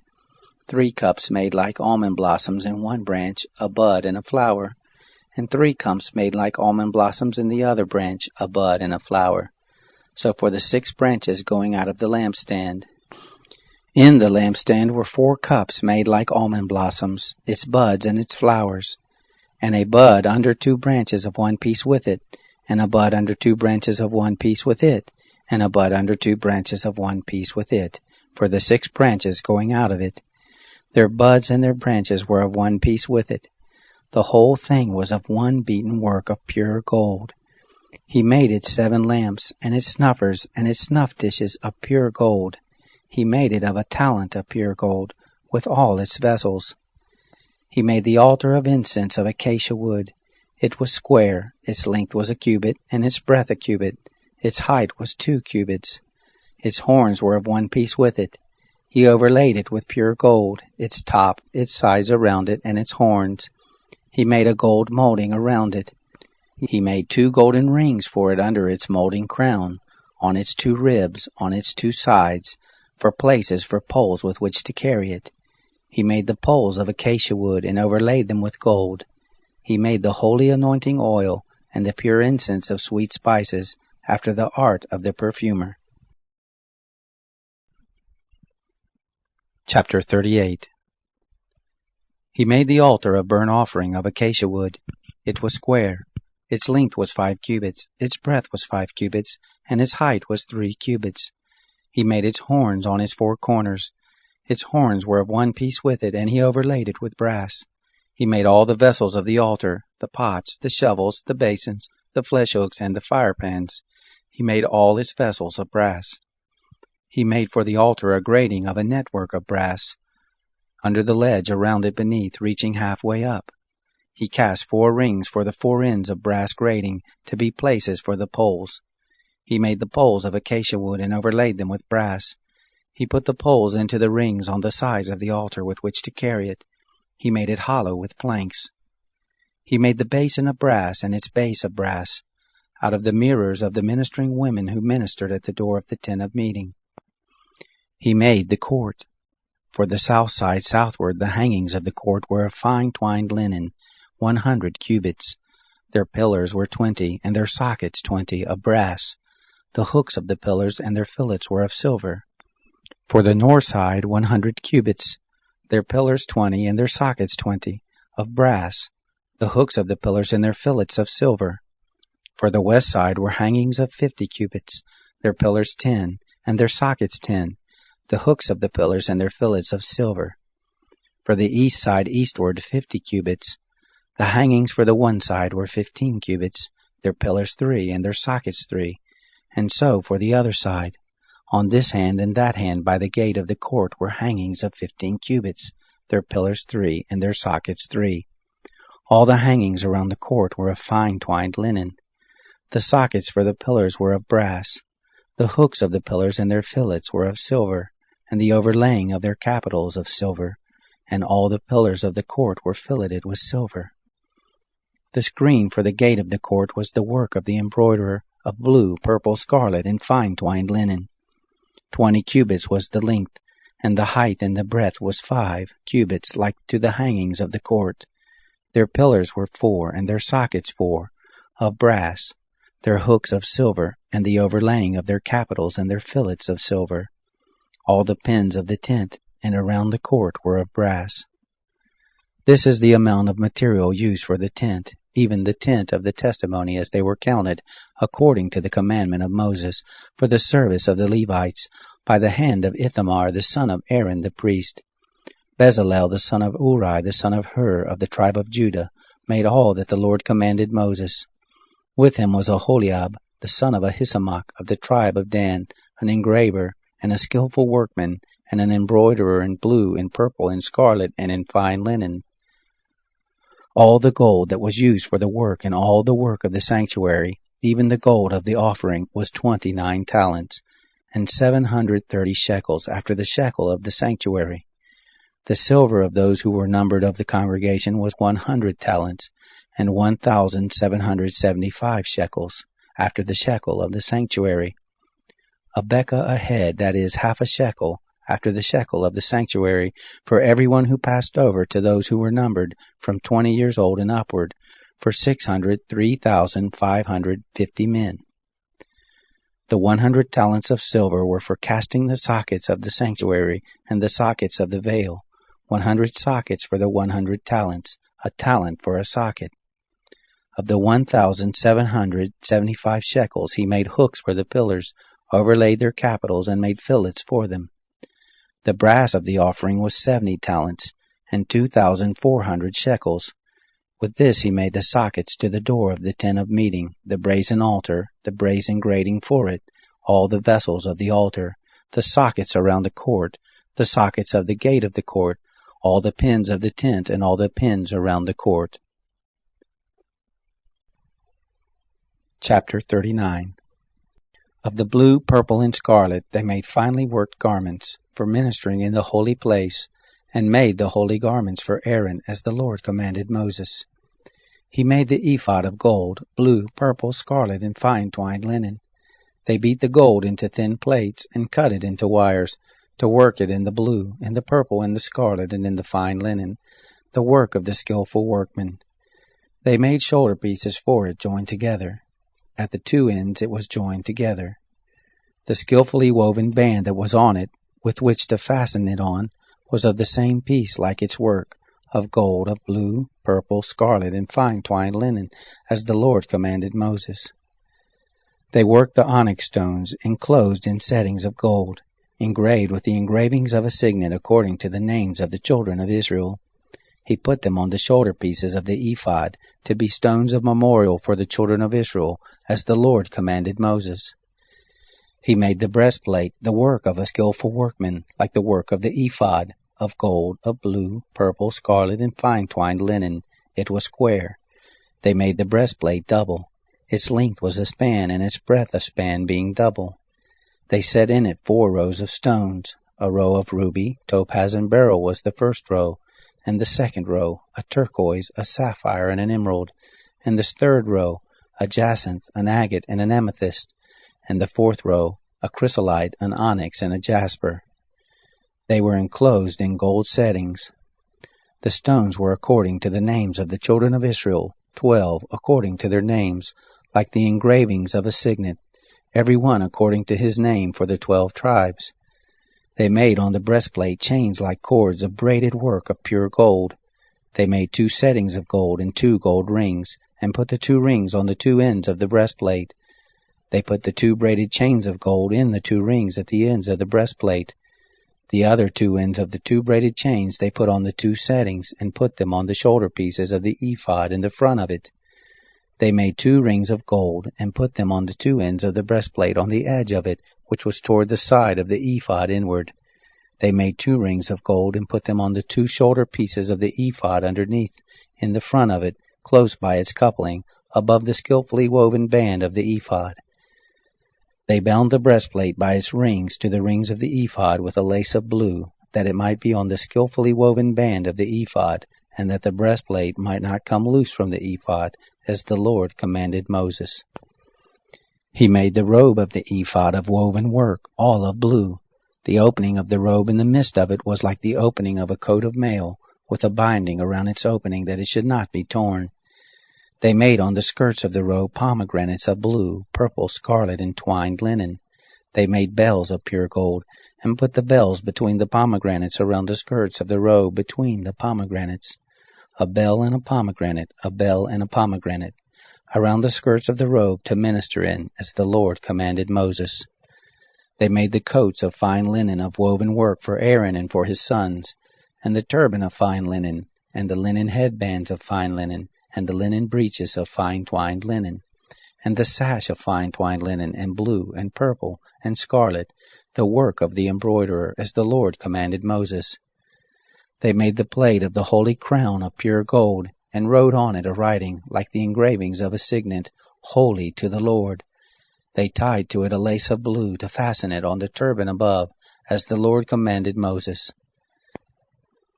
Thus all the work of the tent of meeting was finished. The children of Israel did according to all that the Lord commanded Moses. So they did. They brought the tent to Moses, the tent with all its furniture, its clasps, its boards, its bars, its pillars, its sockets, the covering of ram skins dyed red, the covering of sea-cow hides, the veil of the screen, the ark of the testimony with its poles, the mercy seat, the table, all its vessels, the showbread, the pure lampstand, its lamps, even the lamps to be set in order, all its vessels, the oil for the light, the golden altar, the anointing oil, the sweet incense, the screen for the door of the tent, the brazen altar, its grating of brass, its poles, all of its vessels, the basin and its base, the hangings of the court, its pillars, its sockets, the screen for the gate of the court, its cords, its pins, all the instruments of the service of the tent for the tent of meeting, the finely worked garments for ministering in the holy place, the holy garments for Aaron the priest, and the garments of his sons to minister in the priest's office, according to all that the Lord commanded Moses. So the children of Israel did all the work. Moses saw all the work, and behold, they had done it as the Lord had commanded. Even so had they done it, and Moses blessed them.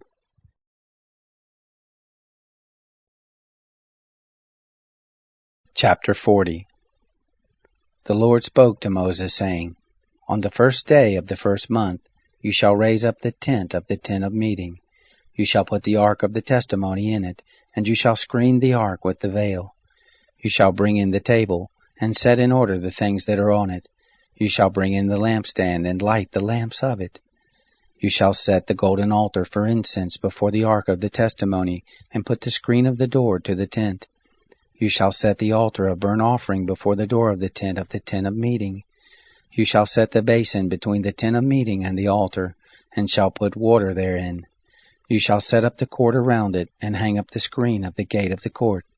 You shall take the anointing oil and anoint the tent, and all that is in it, and shall make it holy, and all its furniture, and it will be holy. You shall anoint the altar of burnt offering with all its vessels, and sanctify the altar, and the altar will be most holy. You shall anoint the basin and its base, and sanctify it. You shall bring Aaron and his sons to the door of the tent of meeting, and shall wash them with water. You shall put on Aaron the holy garments, and you shall anoint him and sanctify him, that he may minister to me in the priest's office. You shall bring his sons and put coats on them. You shall anoint them as you anointed their father, that they may minister to me in the priest's office. Their anointing shall be to them for an everlasting priesthood throughout their generations. Thus did Moses, according to all that the Lord commanded him, so he did. It happened in the 1st month in the 2nd year, on the 1st day of the month, that the tent was raised up. Moses raised up the tent and laid its sockets, and set up the boards of it, and put in the bars of it, and raised up its pillars. He spread the covering over the tent, and put the roof of the tent above on it, as the Lord commanded Moses. He took and put the testimony into the ark, and set the poles on the ark, and put the mercy seat above on the ark. He brought the ark into the tent, and set up the veil of the screen, and screened the ark of the testimony as the Lord commanded Moses. He put the table in the tent of meeting, on the side of the tent northward, outside of the veil. He set the bread in order on it before the Lord, as the Lord commanded Moses. He put the lampstand in the tent of meeting, opposite the table, on the side of the tent southward. He lit the lamps before the Lord, as the Lord commanded Moses. He put the golden altar in the tent of meeting before the veil, and he burnt incense of sweet spices on it, as the Lord commanded Moses. He put up the screen of the door to the tent. He set the altar of burnt offering at the door of the tent of meeting, and offered on it the burnt offering and the meal offering, as the Lord commanded Moses. He set the basin between the tent of meeting and the altar, and put water therein with which to wash. Moses, Aaron, and his sons washed their hands and their feet there. When they went into the tent of meeting, and when they came near to the altar, they washed, as the Lord commanded Moses. He raised up the court around the tent and the altar, and set up the screen of the gate of the court. So Moses finished the work. Then the cloud covered the tent of meeting, and the glory of the Lord filled the tent. Moses was unable to enter into the tent of meeting, because the cloud stayed on it, and the Lord's glory filled the tent. When the cloud was taken up from over the tent, the children of Israel went onward throughout all their journeys. But if the cloud wasn't taken up, then they didn't travel until the day that it was taken up. For the cloud of the Lord was on the tent by day, and there was fire in the cloud by night, in the sight of all the house of Israel throughout all their journeys.